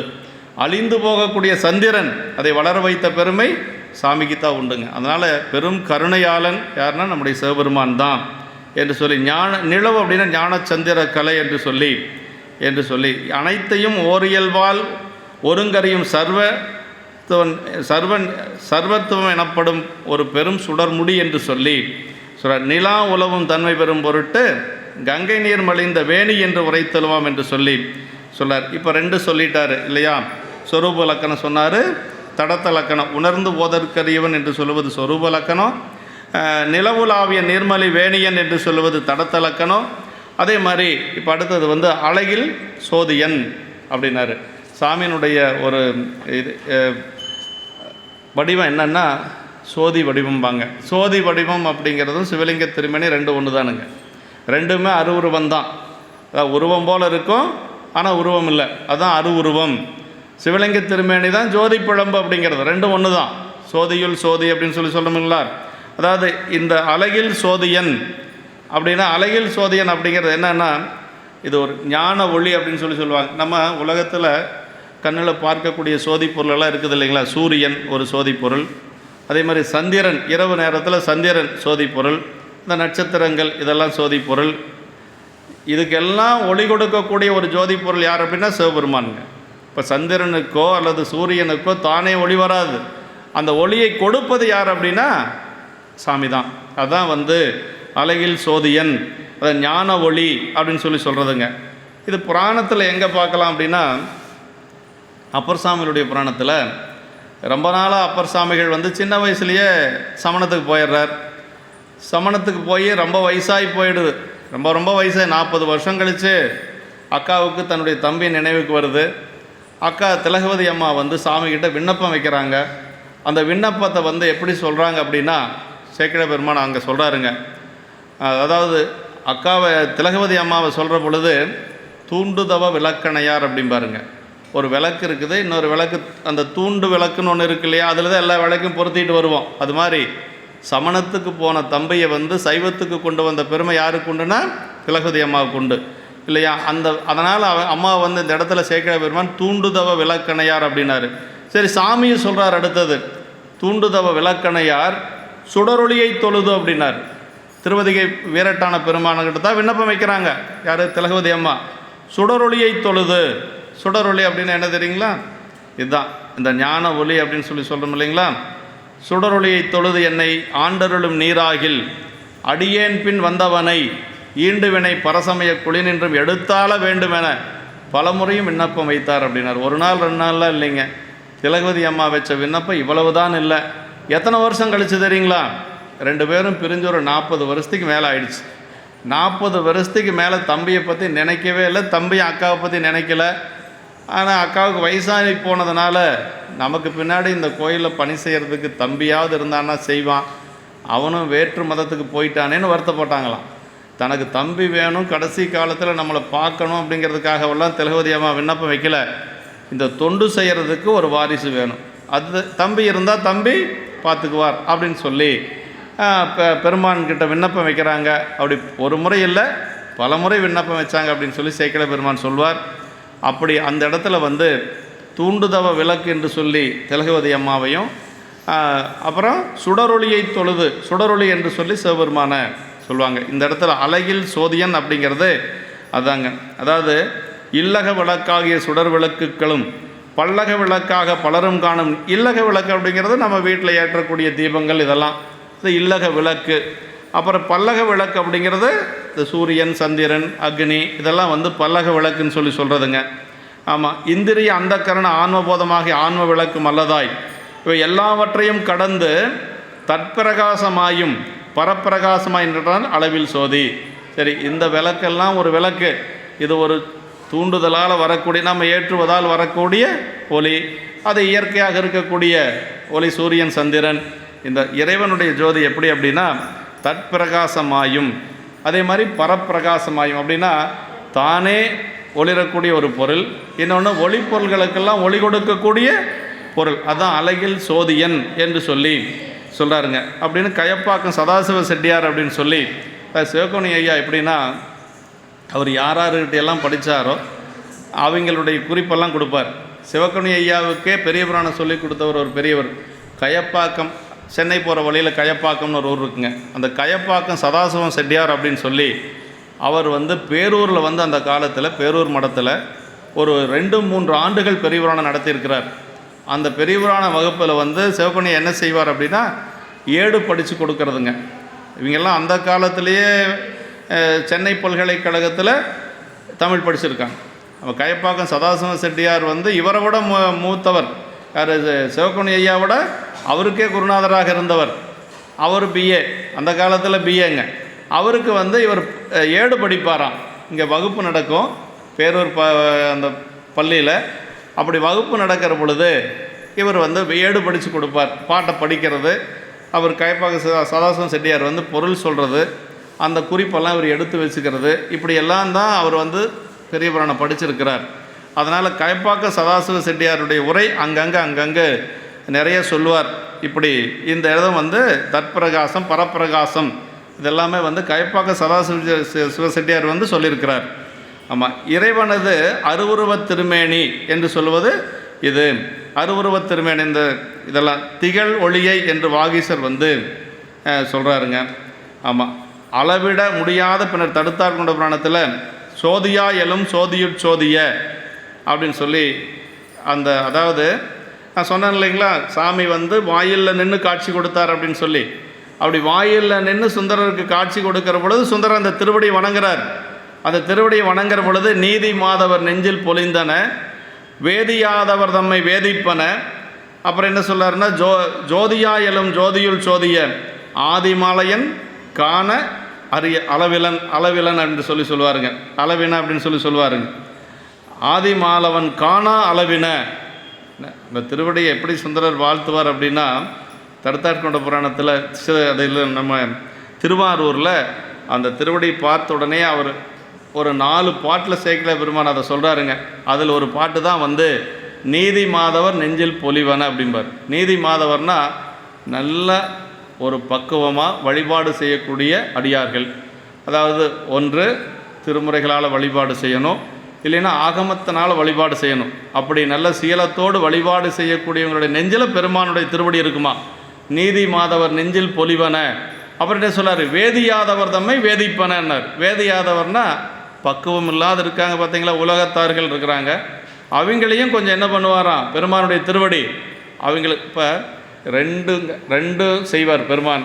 எப்படின்னா, நல்ல வழிபாடு செய்யக்கூடிய அடியார்களுக்கு என்ன செய்வார், எப்படி அருள் செய்வார் அப்படின்னா, பெருமான் முக்தி கொடுப்பார். இந்த பிறப்பிலேயே முக்தி கொடுப்பார். சரி, ஒன்றுமே தெரியாது, இப்போ தான் வழிபாட்டுக்கு வராங்க, அவங்களுக்கு என்ன செய்வார் பெருமான் அப்படின்னா, நல்ல ஒரு பிறப்பை கொடுப்பார். நல்ல பிறப்பை கொடுத்து அடுத்த பிறப்பில் வழிபாடு செய்ய வைப்பார். வழிபாடு செய்ய பக்குவம் அடைந்ததுக்கு பிறகு அவங்களுக்கு திருவடி கொடுப்பார். எப்படியும் கொடுப்பார், கொடுக்காம இருக்க மாட்டார். அதான் வேதியாதவர் தம்மை வேதிப்பன அப்படின்னார். வேதியாதவர்னா பக்குவ குறைவாக இருக்கக்கூடியவர்கள், அவங்கள வந்து என்ன பண்ணுவாராம், வேதியாதவர் தம்மை வேதிப்பன. அது என்ன சொல், சோதியாயலும் சோதியுள் சோதிய, ஜோதிக்கெல்லாம் பெரிய ஜோதியாக இருக்கக்கூடிய பெருமான் அப்படின்னு சொல்கிறாரு. அப்படிப்பட்ட பெருமான் எப்படிப்பட்டவர்னா, ஆதி மாலையன், திருமால் பிரம்மன் போன்ற தேவர்களெல்லாம் காண கண்டுபிடிக்க முடியாத பெருமான் அப்படிங்கிறார். திருமாலும் பிரம்மனும் காண முடியாத திருவடி அடியார்களுக்காக வந்து என்ன வேணாலும் செய்வாருங்க. அது சுந்தரருக்கு எப்படி ஒரு பறவையாருடைய இல்லத்துக்கு தூதே போனார் இல்லையா, அதை சேக்கிழ பெருமான் நகர சிறப்பில் சொல்கிறாருங்க. படர்ந்த பேரொளி பன்மணி வீதிதான், இடர்ந்த ஏனமும் அன்னமும் தேடுவார், தொடர்ந்து கொண்டவன் தொண்டருக்கு தூது போய் நடந்த செந்தாமரையடி நாருமால்னார். பறவைநாச்சியாருக்கு சுந்தரருக்கும் ஒரு மனஸ்தாபம். ஒரு மனஸ்தாபத்தை தீர்க்கிறதுக்கு கூட பெருமான் வந்து ஒரே இரவில் 2 முறை தூது போயிருக்கிறார். அப்படின்னா தொண்டர்களுக்காக பெருமான் என்ன வேணாலும் செய்வார், அடியார்களுக்காக பெருமான் எப்படி வேணாலும் அருள் செய்வார் அப்படிங்கிறத நம்ம அதில் தெரிஞ்சுக்கணுங்க. அதான் அந்த பாட்டில் சொல்கிறார், படர்ந்த பேரொளி பன்மணி வீதி தான். திருவாரூரில் சொல்கிறார், இந்த தெற்கு வீதி தான் சாமி நடந்து போன வீதிங்க. ஒரே இரவில் 2 முறை போயிருக்கிறார். பறவையார் முதல்ல போகிற பொழுது ஏற்றுக்க மாட்டேன்ட்டாங்க. 2வது முறை செல்லுகின்ற பொழுது தான் வந்தது சாமின்னு அவங்களுக்கு தெரியும். முதல் முறை போகிற பொழுது யாரோ ஒரு சிவாச்சாரியார் வராரு அப்படின்னு அம்மா நினச்சிக்கிறாங்க. 2வது முறை போகிற பொழுது தெரிஞ்சுக்கிறாங்க. அதற்கு பிறகு அருள் தலைமேல் கொண்டேன் சாமி சொல்லி நாங்கள் செய்யவா முடியாது அப்படின்னு சொல்லி ஒத்துக்கிறாங்க. அதற்கு பிறகு சுந்தரர் போகிறாரு. இதெல்லாம் சரீரத்தில் அங்கங்கே நிறைய வரும். ஏயர்கொன் கழிக்காம என்ற பணத்தில் வரக்கூடிய பகுதி அது. அப்படி பெருமான் திருமாலும் பிரம்மனும் தேடி காண முடியும். அதை சொல்லுவாங்க, இந்த திருமாலும் பிரம்மனும் அன்னப்பறவையாக மாறி மேலேயும் போயிருக்கு தேவையில்லை. இந்த திருமால் வந்து பன்றி அவதாரம் எடுத்து கீழையும் போயிருக்கு தேவையில்லை. பறவை நாச்சியாருடைய வீட்டில் போய் உட்காந்துருந்தாங்கன்னா போதும், வாசப்படியில் 2 பேரும் பார்த்துருக்கலாம் இல்லையா. ஏன்னா சுந்தரருக்காக 2 முறை தூது போனார்ல, அங்கேயும் போக வேண்டாம், வானத்துக்கும் போக வேண்டாம், பூமிக்குள்ளேயும் போக வேண்டாம். பறவை நாச்சியாருடைய வாசப்படியில் போய் உட்காந்துருந்தா எளிமையாக பார்த்துருக்கலாம் அப்படின்னு சொல்லி பின்னாடி வந்த புலவர்கள் சொல்லுவாங்க. அது மாதிரி இறைவன் அடியார்களுக்கு எப்படியெல்லாம் அருள் செய்தார் அப்படிங்கிறத நினச்சோம்னா, அதாவது அவனுடைய பெருமை, அதுக்கு தகுந்த மாதிரி நம்ம அவங்கள்ட்ட அன்பு செய்கிறோமா அப்படிங்கிறது கேள்விக்குறியாக தான் இருக்குங்க. சுந்தரர் பல இடங்கள் அதை சொல்கிறாருங்க. அவன் அதை பசியோடு இருக்கிற பொழுது அந்த திருக்கச்சூர் மலைகள் தோறும் சென்றிறப்பார் அப்படிமார் சேக்கிழ பெருமானுங்க. அப்படியே அணைந்தருள், அந்த இடம் அருமையான இடம். ஒவ்வொரு வீடாக போய் பிச்சை எடுத்து கொண்டு வந்து கொடுத்தார். ஆமாம், அதாவது தன்னுடைய தோழருக்காக, தன்னுடைய தொண்டருக்காக. அவர் நினச்சிருந்தா அப்படி கையை வச்சுருந்தா பலகாரஞ்சோரோடு வந்திருக்கோம் இல்லையா, அப்படியெல்லாம் செய்யலையாம். ஆமாம், அணைந்தருளும் அவ்வேளை அமுது செய்யும் பொழுதாக கொடர்ந்தமது சமைத்தருளும் பரிசனமும் குறுகாமை தனந்த பசி வருத்தத்தால் தம்பிரான் திருக்கோயில் புணர்ந்தமதில் புறத்திருந்தார் முனைப்பாடி புறவலனார் அப்படின்னார். அதாவது எப்பொழுதுமே வந்த சுந்தரருக்கு பரிசனங்கள் உண்டுங்க. அப்படி நாவுக்கரசு பெருமானுக்கெல்லாம் அப்படியெல்லாம் இல்லைங்க. போவார், போகிற வழியில் எதாவது கிடைச்சா சாப்பிடுவார், இல்லைன்னா போயிட்டே இருப்பார். அவருடைய நிலை அப்படி. ஞானசம்பந்த பெருமான் குழந்தை அவருக்கு அங்கங்கே கிடைக்கும், சாமியே எதாவது கொடுப்பாரு. ஆனால் சுந்தரருக்கு மட்டும் அப்படி அல்ல. அவர் பெரிய ராஜா வீட்டு குழந்தை. அவருக்கு சாப்பாடு செய்கிறதுக்கு ஒரு டீம் இருக்குது, அப்புறம் கூட வந்து பாடுறதுக்கு ஒரு டீம் இருக்குது, எல்லாத்துக்கும் அங்கங்கே டீம் இருக்குது, டீம் ஒர்க் சுந்தரருக்கு. அது கொஞ்சம் போய் சேர்றதுக்கு நேரம் ஆயிடுச்சு. அந்த அன்னைக்கு இந்த சமையல் செய்கிற டீம் கொஞ்சம் போய் சேர்றதுக்கு திருக்கச்சூரில் நேரமாகி போச்சான். மத்தியான நேரம் கொஞ்சம் ரொம்ப பசியோடு இருந்திருக்கிறார். ஆமாம், அப்படி மதில் புற ஓரத்தில் படுத்திருக்கிறார். அப்போ தான் சாமி வந்தாராம். சாமி வந்து பார்க்குறாரு. கொஞ்ச நேரம்தான் அவர் பசி ஆயிடுச்சு. ஒரு 1 மணி நேரம் 2 மணி நேரம் லேட்டாகி போச்சு. சாமி பார்த்தாராம். மெய்ப்பசியால் மிக வருந்து இளைத்திருந்தீர், வேட்கை விட இப்பொழுதே சோறிறந்து யானுமக்கு தருகின்றோம், அப்புறம் நீர் ஒழியாதே சிறிது பொழுது அமரும் என செப்பி அவர் திருக்கச்சூர் மலைதோறும் சென்றிருப்பார் அப்படின்னார். எப்பா பசியோடு இருக்கிற, ரொம்ப இழைச்சி போயிட்ட. சுந்தரர் பார்த்து சாமி கேட்குறார், இந்த பசியோடு எங்கேயாச்சும் போயிடாத, நீ இங்கேயே இரு. நான் என்ன பண்ணுறேன், ஒவ்வொரு வீடாக போய் இறந்து கொண்டு வந்து உனக்கு கொடுக்குறேன்னு சொல்லி சாமியே இறந்து கொண்டு வந்து கொடுக்குறார் சுந்தரருக்கு. இதுதான் பெருமானுடைய ஒரு பெரும் கருணை அப்படிங்கிறதுங்க. தூது போகிறாரு, இறந்து கொண்டு வந்து கொடுக்குறாரு. அப்பர் சாமிகளுக்கும் கட்டமுது கொடுத்தார். திருப்பைஞ்சலியில் அப்பர் சாமிகளுக்கும் மதிய நேரத்தில் கட்டமுது கொடுத்தார். ஆமாம், இந்த வச்சு சாப்பிடுங்க அப்படின்னு சொல்லி கொடுத்தாரு. ஆனால் ஒவ்வொரு இடத்துல எப்படி கொடுப்பார் அப்படின்னா, திருநீற்று அந்தனராய் அப்படிம்பார் சேக்கிழ பெருமான். திருநீர் பூசிய ஒரு அந்தனர் கோலத்தில் வந்து தான் கொடுக்குறார். ஏன்னா நம்ம அருளாளர்கள் எப்படின்னா, யார் கொடுத்தாலும் வாங்கி சாப்பிட மாட்டாங்க. அது நம்மளே கூட என்னென்னா, யாராவது கிட்ட ஒரு பொருள் வாங்கி சாப்பிட்றோம் அப்படின்னா குறைஞ்சபட்சம் அவங்க அடியாராக இருக்கணும், அப்படி இல்லைன்னா திருநீராவது பூசியிருக்கணும். திருநீர் பூசினாவே அடியார் தான். வேறு இலக்கணமெல்லாம் நாம் பார்த்துட்ருக்கணுங்கிற அவசியம் ஒன்றும் இல்லை. அது திருநீர் பூசியிருக்கணுமா. திருநீர் பூசியிருந்தால் தான் நம்ம வாங்கி சாப்பிடணும் அப்படிங்கிறது அந்த காலத்தில் ஒரு விதி இருந்திருக்கு. அப்பர் சாமிகளுக்கு கட்டமுது கொடுக்குற பொழுது அப்படி தான் போகிறார் சாமி, அப்படி தான் போகிறார். காவும் குளமும் சமைத்து காட்டி வழிபோம் கருத்தினால் மேவும் திருநீற்று அந்தனராய் நாவினுக்கு மன்னர் எதிரே நன்னி இருந்தார் அப்படின்னார் சேக்கிழ பெருமான். திருநீற்று அந்தனராய் அப்படின்பார். இப்போ திருநீர் பூசிய திருமேனியோடு தான் அடியார்களுக்கு உணவு கொடுத்துருக்குறாங்க அப்படிங்கிறது நமக்கு நல்லா தெரியுதுங்க. இப்படி பெருமானுடைய அந்த கருணை அப்படிங்கிறது தான் ரொம்ப முக்கியம். திருமால் பிரம்மனுக்கு காட்சி கொடுக்காத பெருமான் சுந்தரருக்காக தூது போகிறாரு, கட்டமுது கொண்டு வந்து கொடுக்குறாரு, இறந்து கொண்டு வந்து கொடுக்குறாரு என்று சொல்லி, இப்படி இறைவனே அருவுருவம் என்ற திருமேனிகளையும் தாங்கிய இறைவனே இங்கே வந்து அம்பலத்தில் ஆடுகின்றவன் என்பதாம் என்று சொல்லி, அம்பலத்தாடுவான் என்றது உருவத் திருமேனி, அம்பலமும் ஆடும் இயல்பும் பயனும் பற்றி தோற்றம் துடியான் என்று சொல்லி அது சைவ சித்தாந்தத்திலையும் அந்த உண்மை விளக்கத்தில் அந்த பாட்டு இருக்குதுங்க. அதுவும் வந்து சிவஞான சித்தியாரில் வந்து சாமி ஏன் வந்து உருவத் திருமேனி எடுத்து வராரு அப்படிங்கிறதுக்கு காரணம் சொல்கிறாங்க. சிவஞான சித்தியாரில் நம்முடைய அருளந்தி சிவாச்சாரியர் சொல்கிறாரு, நம்மளுடைய கருமேனியை கழிப்பதற்காக அவர் உருமேனி எடுத்து வந்தாராம். அப்படின்னா நம்மளுடைய பிறப்பை நீக்குவதற்காக. ஆமாம், நம்ம பிறப்பை நீக்குவதற்காக, நம்மளை கொஞ்சம் கொஞ்சமாக பக்குவப்படுத்துவதற்காக சாமி அதை செஞ்சாராம். சிவஞான சித்தியார் சொல்லுதுங்க, உருமேனி தரித்து கொண்டது என்றனும் உருவிறந்த அருமேனி அதுவும் கண்டோம், அருவுருவான போது திருமேனி உபயம் பெற்றோம் செப்பிய 3 நந்தம் கருமேனி கழிக்க வந்த கருணையின் விளைவுகானே அப்படின்னார். அப்படின்னா 3 திருமேனி பெருமானுக்கு, அருவம், அருவுருவம், உருவம். அருவம் என்று சொல்லுவதை நம்ம கண்ணால் பார்க்க முடியாது, ஞானியர்கள் வழிபாடு செய்யக்கூடியது இல்லைங்களா, அது எதுவுமே இல்லாமல் இருக்கக்கூடியது அருவம். அருவுருவம் என்று சொல்லுவது சிவலிங்க திருமேனி. நம்ம வழிபாட்டுக்கு ஏற்ற திருமேனி என்னென்னா சிவலிங்க திருமேனி. இப்போ சிவ பூஜை பண்ணுற நம்மெல்லாம் சிவலிங்க திருமேனி தான் வச்சு பண்ணுறோம். அதுதான் வந்து சதாசிவ திருமேனி, சாதாக்கியம் சதாசிவ திருமேனி அப்படின்னு சொல்கிறது அதுதான். அது ஒன்று. இன்னொன்று வந்து என்னென்னா உருவத் திருமேனி. அந்த உருவம் தாங்கி வந்து பெருமான் நமக்கு அருள் செய்யும் பொருட்டாக உருவம் தாங்கி வந்து அதான் நம்மளை மாதிரியே சாமி உருவம் தாங்கி வருவார், நம்மளை மாதிரி மானுட யாக்கையில் கூட வருவார். ஆனால் அந்த உடம்பு வேறு, நம்ம உடம்பு வேறு.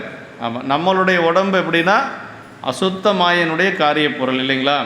ஆனால் அந்த உடம்பு என்னென்னா அருள் சக்தியினுடைய திருமேனி. அது ரெண்டுக்கும் வித்தியாசம் இருக்குது. அதனால் இந்த மேனி நம்ம உடம்பு வேறு, சாமியினுடைய உடம்பு வேறு. அதான் அப்படி கருமேனி கழிக்க வந்த கருணையின் விளைவுகான. கருமேனின்னா நம்ம அந்த கருவில் போய் வரக்கூடிய பிறப்பை நீக்க வந்த அந்த பெருமானுடைய பெரும் கருணை தான் இது என்று சொல்கிறாருங்க.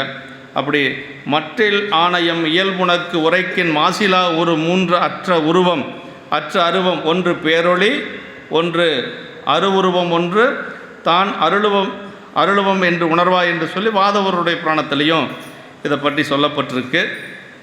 உலகெல்லாம் உணர்ந்து ஓதற்கரியவன் என்பதனால் சொரூப சிவ இயல்பும், அழகில் சோதியன் என்பதனால் தடத்த சிவ இயல்பும், அம்பலத்து ஆடுவான் என்பதனால் தடத்த அதிகார சிவ இயல்பும், நிலவுலாவிய நீர்மலி வேணியன் என்பதனால் தடத்த போக சிவ இயல்பும் கூறப்பட்டமை அறிந்து கொள் என்று சொல்லி, அதுவும் கயப்பாக்க சதாசிவ செட்டியார் தான் அந்த உரை குறிப்பு சொல்லியிருக்கிறார் என்று சொல்லி நம்முடைய சிவகுணையை அவர்கள் இதில் இந்த பாட்டுக்கு உரை சொல்லுகின்ற பொழுது எழுதியிருக்கிறார். இவ்வாறன்றி அரியவனாகி சோதியன் என்றும் வேணியனாகி ஆடுவான் என்றும் இரண்டாக பகுத்து நிறையாக கூட்டி பொருள் உரைத்தலும் ஆகும் என்று சொல்கிறார். இப்போ ஞானசம்பந்த பெருமான் அங்கு சிதம்பரம் வருகின்ற பொழுது அவர் எப்படி சாமியை அனுபவித்தார் அப்படிங்கிறத சேக்கிழ பெருமான் நமக்கு புராணத்தில் சொல்கிறாருங்க. உணர்வில் நேர்வர வரும் சிவபோகத்தை ஒளிவின்றி உருவின்கண் அணையும் ஐம்பொறி அளவினும் எளிவர அருளினை அப்படின்னு சொல்கிறார். அதாவது ஞானசம்பந்த பெருமான் உமையம்மையினுடைய திருமுலைப்பால் உண்ட பொழுது அவருக்கு ஒரு ஞானம் கிடைச்சது இல்லைங்களா? அந்த ஞானம் கிடைச்ச பொழுது அவர் அனுபவித்ததை ஒரு உருவத்தில் பார்த்தார். அந்த உருவத்தில் பார்த்தது தான் கூத்த பெருமானுடைய திருமேனி அப்படின்னு சொல்கிறாருங்க. அதாவது ஞானசம்பந்த பெருமான் பெற்ற ஞானம் ரெண்டுங்க. ஆமாம், எண்ணறிய சிவஞானத்து இன்னமுதம் குலைத்தருளி உன்னடிசில் என ஊட்ட உமையம்மை எதிர்நோக்க கண்மலர் நீர் துடைத்தருளி கையில் பொற்கிண்ணம் அளித்து அன்னலாரை அழுகை தீர்த்து அங்கணனார் அருள் புரிந்தார். குழந்தை அப்படி குளக்கரை மேலே அப்படியே நின்று அழுது கொண்டு இருக்கிறது. சாமி பார்த்தாரு. உமையம்மைகிட்ட போய் என்ன சொன்னார் அப்படின்னா, எவ்வுலகும் தொழுகின்ற இமக்கொடியை பார்த்து சாமி என்ன சொன்னார்னா, துணை முளைகள் பொழுகின்ற இன்னடிசில் பொன்வள்ளத்து கறந்து ஊட்டு அப்படின்னாருங்க. அது 2 தனங்கள் இருக்கக்கூடிய பாலை கறந்து அந்த குழந்தைக்கு ஊட்டு, பொற்கிண்ணத்தில் கறந்து ஊட்டு அப்படின்னு சொன்னார். சாமி சொன்னதை அம்மா எப்படி செஞ்சாங்க அப்படின்னா, அந்த பாலை கறந்து ரெண்டு தனங்கள் இருக்கக்கூடிய பால். ஏன் 2 தனங்கள்னு சொன்னார் அப்படின்னா அதுக்கு ஒரு காரணம் இருக்குதுங்க.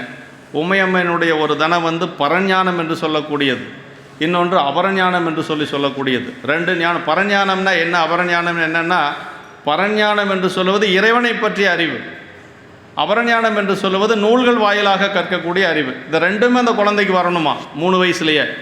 அதனால தான் சாமி அப்படி சொன்னது. துணை முளைகள் பொழிகின்ற இன்னடிசில் பொன்வள்ளத்து கறந்து ஊட்டுன்னு சொன்ன உடனே அம்மா அந்த பாலை கறந்து என்ன பண்ணாங்க அப்படின்னா அதில் சிவஞானத்தை குலைச்சி கொடுத்தாங்களாம். சேக்கிழ பெருமான் சொல்கிறாருங்க. இப்போ நம்ம குழந்தைகளுக்கு நாம் ஏதாவது போட்டு கொடுப்போம், பூஸ்ட்டு போன்விட்டா எது போட்டால் ருசியாக இருக்குமோ அதை போட்டால் தானே குழந்தைய குடிக்கும்.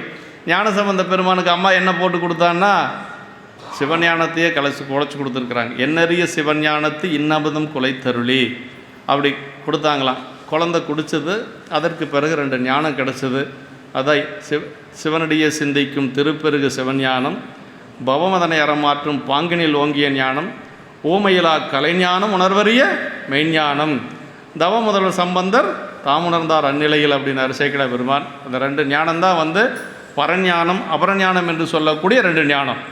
ஆமாம், அந்த 2 ஞானம் கிடைச்சதுனால அவர் என்ன அறிந்தார் அப்படின்னா, அருமையான இடம். அந்த இடம் அதிகமாக யாரும் சொல்கிறதில்ல.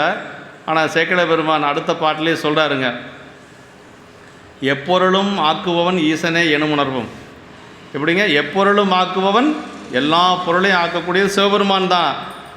அந்த பொருள் என்ன அப்படின்னா அடியார்கள் எனும் அறிவும் அப்படின்னாருங்க. அதுதான் ரொம்ப முக்கியம். அந்த குழந்தை 3 வயசில் என்ன தெரிஞ்சதுன்னா, எப்பொருளும் ஆக்குபவன் ஈசனே எனும் உணர்வும் அப்பொருளும் ஆளுடையான் அடியார்கள் எனும் அறிவும் அப்படின்னார்.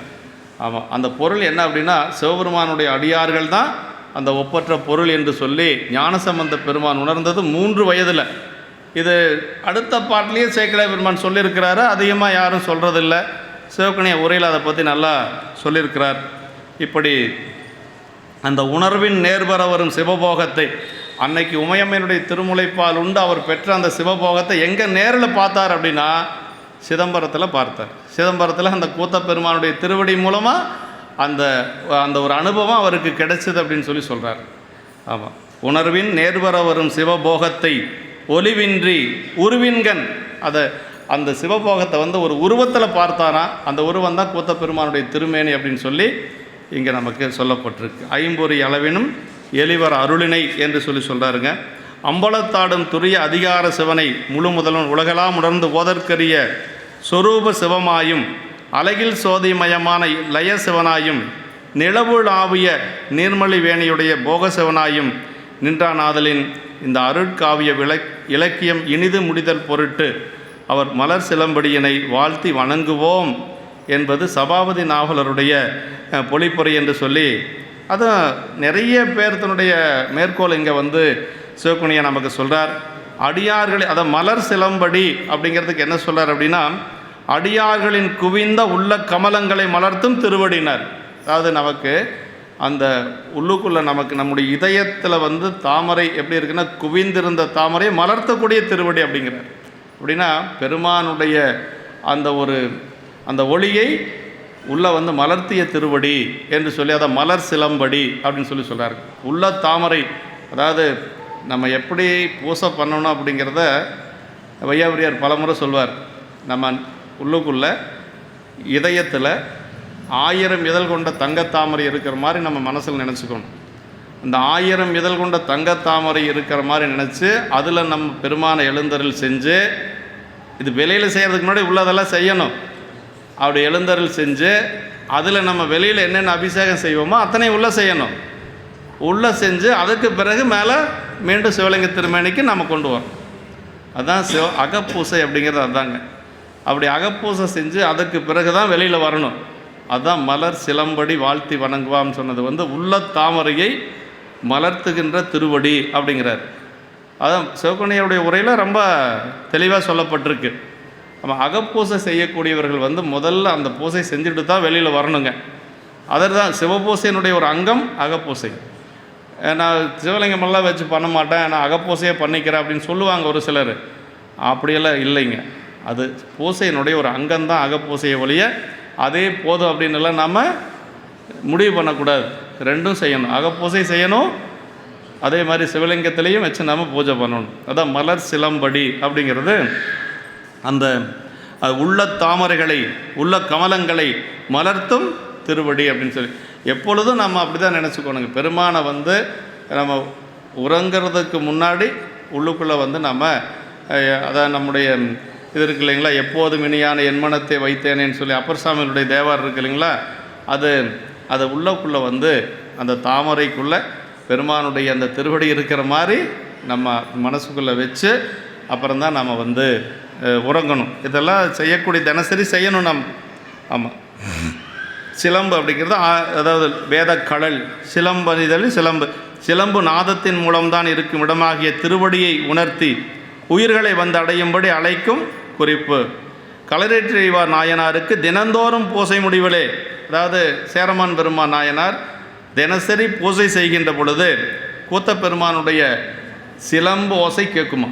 அப்படி சிலம்போசை கேட்கலைன்னா பூசையை முடிக்க மாட்டார். அப்படி ஒரு நாள் சிலம்போசை கேட்காதனால என்ன செஞ்சார் அப்படின்னா, நம்ம பூசையில் ஏதோ ஒரு தப்பு வந்துருச்சாட்டிருக்கு, அதனால் பெருமானுடைய சிலம்போசை இன்னைக்கு கேட்கலை அப்படின்னு சொல்லி என்ன பண்ணார், அவர் தன்னுடைய உடைவாளை எடுத்து தன்னுடைய உயிரை போக்கிக்க முற்பட்டார். இது பூசையை சாமி ஏற்றுக்காத ஒரு பூசையை செஞ்சுட்டு இனிமேல் நம்ம உயிரோடு வாழணுமா, பெருமான் பூசை தினசரி ஏற்றுக்கொண்டிருந்தவர் ஒரு நாள் ஏற்றுக்கலைன்னா அந்த எதுக்கு இந்த உடம்பை வச்சிட்ருக்கணும் அப்படின்னு சொல்லி அவர் அந்த உடைவாளை எடுத்து அப்படியே பக்கத்தில் வைக்கிற பொழுது அப்போ தான் வந்து சாமி வந்து சிலம்போசை கொடுத்தாராம். சிலம்போசை கொடுத்துட்டு சாமி அசரீரியாக சொன்னாராம், சிதம்பரத்தில் சுந்தரன் ஒருத்தர் வந்து பாடிட்டு இருந்தான், அந்த சுந்தரன் பாடின பாட்டில் நான் வந்து என்னை மறந்துட்டேன், இங்கே வர்றதுக்கு உன்னுடைய பூசைக்கு வர்றதுக்கு மறந்துட்டேன் அப்படின்னு சொன்னாராம். அதுக்கு பிறகு தான் சேரமான் பெருமாள் நாயனாருக்கு சுந்தரர்னா யாருன்னே தெரியும். அது வரைக்கும் சுந்தரர்னா யாருன்னு தெரியாது. அப்போ தான் அவர் என்ன பண்ணுறாருன்னா, சிவபெருமானே வந்து ஒருத்தருடைய பாட்டில் மயங்கி லயிச்சு போய் இருக்கிறாருன்னா அவர் இத்தனை காலம் நம்ம பார்க்காத இருந்தது தவறு அப்படின்னு சொல்லி அப்போவே புறப்பட்டாராம். அப்போவே புறப்பட்டு சுந்தரரை பார்க்க போகிறன்றது திருவாரூர் தான் வராரு. ஆனால் சுந்தரருக்கு அருள் செஞ்ச அந்த முதல்ல கூத்த பெருமானை வணங்கிட்டு அப்புறமா நம்ம ஆரூர் போய் சுந்தரனை பார்க்கலான்னு சொல்லி அப்போ தான் வந்து சேரமான் பெருமான் நாயனார் நம்ம சிதம்பரத்துக்கு வந்து கூத்த பெருமானை வழிபாடு செய்து அங்கே பொன்வண்ணம் தந்தாதி பாடி அதற்கு பிறகு திருவாரூர் போய் சுந்தரரை பார்க்குறார். இதெல்லாம் அந்த புராணத்தில் விரிவாக வரும். அப்படின்னா அந்த சிலம்போசை வேறு யாருக்கும் கிடைக்கலைங்க, அவருக்கு மட்டும்தான் கிடச்சிது. அது சேரமான் பெருமான் நாயனாருக்கு மட்டும்தான் கிடச்சிது. வாதவூர் அடிகளுக்கு வந்து கிடச்சிதுன்னு அவருடைய பதிகத்தில் வருது. வாதவூரனில் வந்தேனது அருளி பாதச்சிலம்பொழி காட்டிய பரிசுன்னு வருது, திருவாசகத்தில் வருது. ஆமாம், இதில் போற்றி திருவாகவிலேயே அதுலேயே வருதுங்க. ஆனால் வாதவூர் அடிகளுக்கு வந்ததுன்னு சொல்லி அவரே தன்னுடைய திருவாசகத்தில் சொல்கிறார். ஆனால் பெரிய புராணத்தில் அந்த சிலம்போசை கேட்டது யாருக்கு அப்படின்னா சேரமான் பெருமான் நாயனாருக்கு மட்டும்தான். அவர் தினசரி பூஜையிலையும் கிடச்சிது. அதே மாதிரி சிதம்பரம் வந்து வழிபாடு செய்கின்ற பொழுதும் அந்த சிலம்போசை கேட்டுச்சு. ஆமாம், இது ஒரு பெரிய பெருமை அவருக்கு. அதற்கு பிறகு தான் சுந்தரரோட அவர் அன்பு கொண்டு சுந்தரருடைய 2 பேரும் நட்பு கொள்ளுகிறார்கள். இதெல்லாம் வந்து பெரிய புராணத்தில் திருச்சிலம்போசை ஒளி வழியே சென்று நிறுத்தனை கும்பிடென்று உந்தியவர் திருவுந்தியாரில் கூட அது அந்த ஓசை பற்றி சிலம்போசை பற்றி வருது.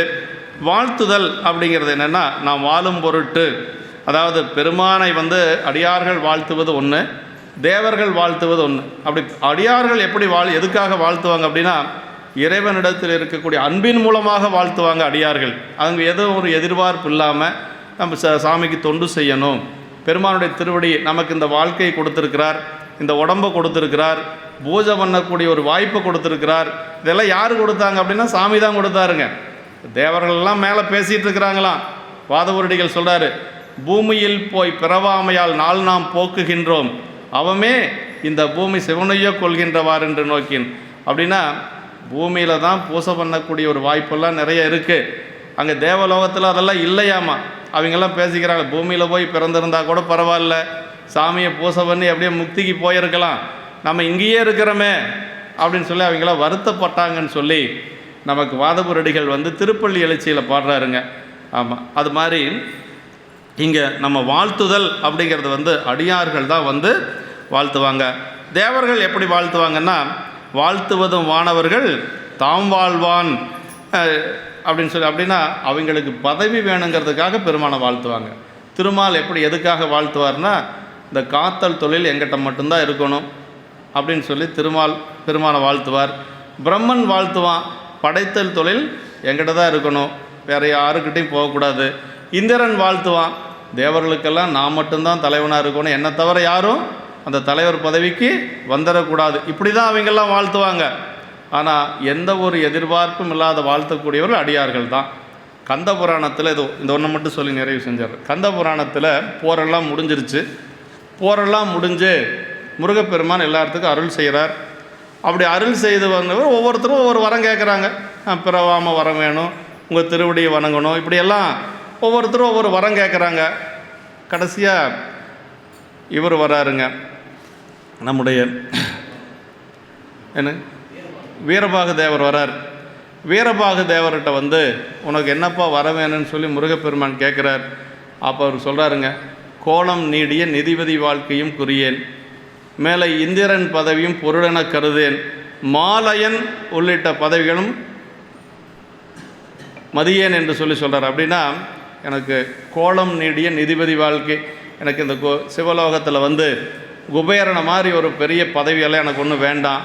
அப்புறம் திருமாலை போல் இந்த காத்தல் தொழில் செய்யக்கூடிய பொறுப்பு எனக்கு வேண்டாம்.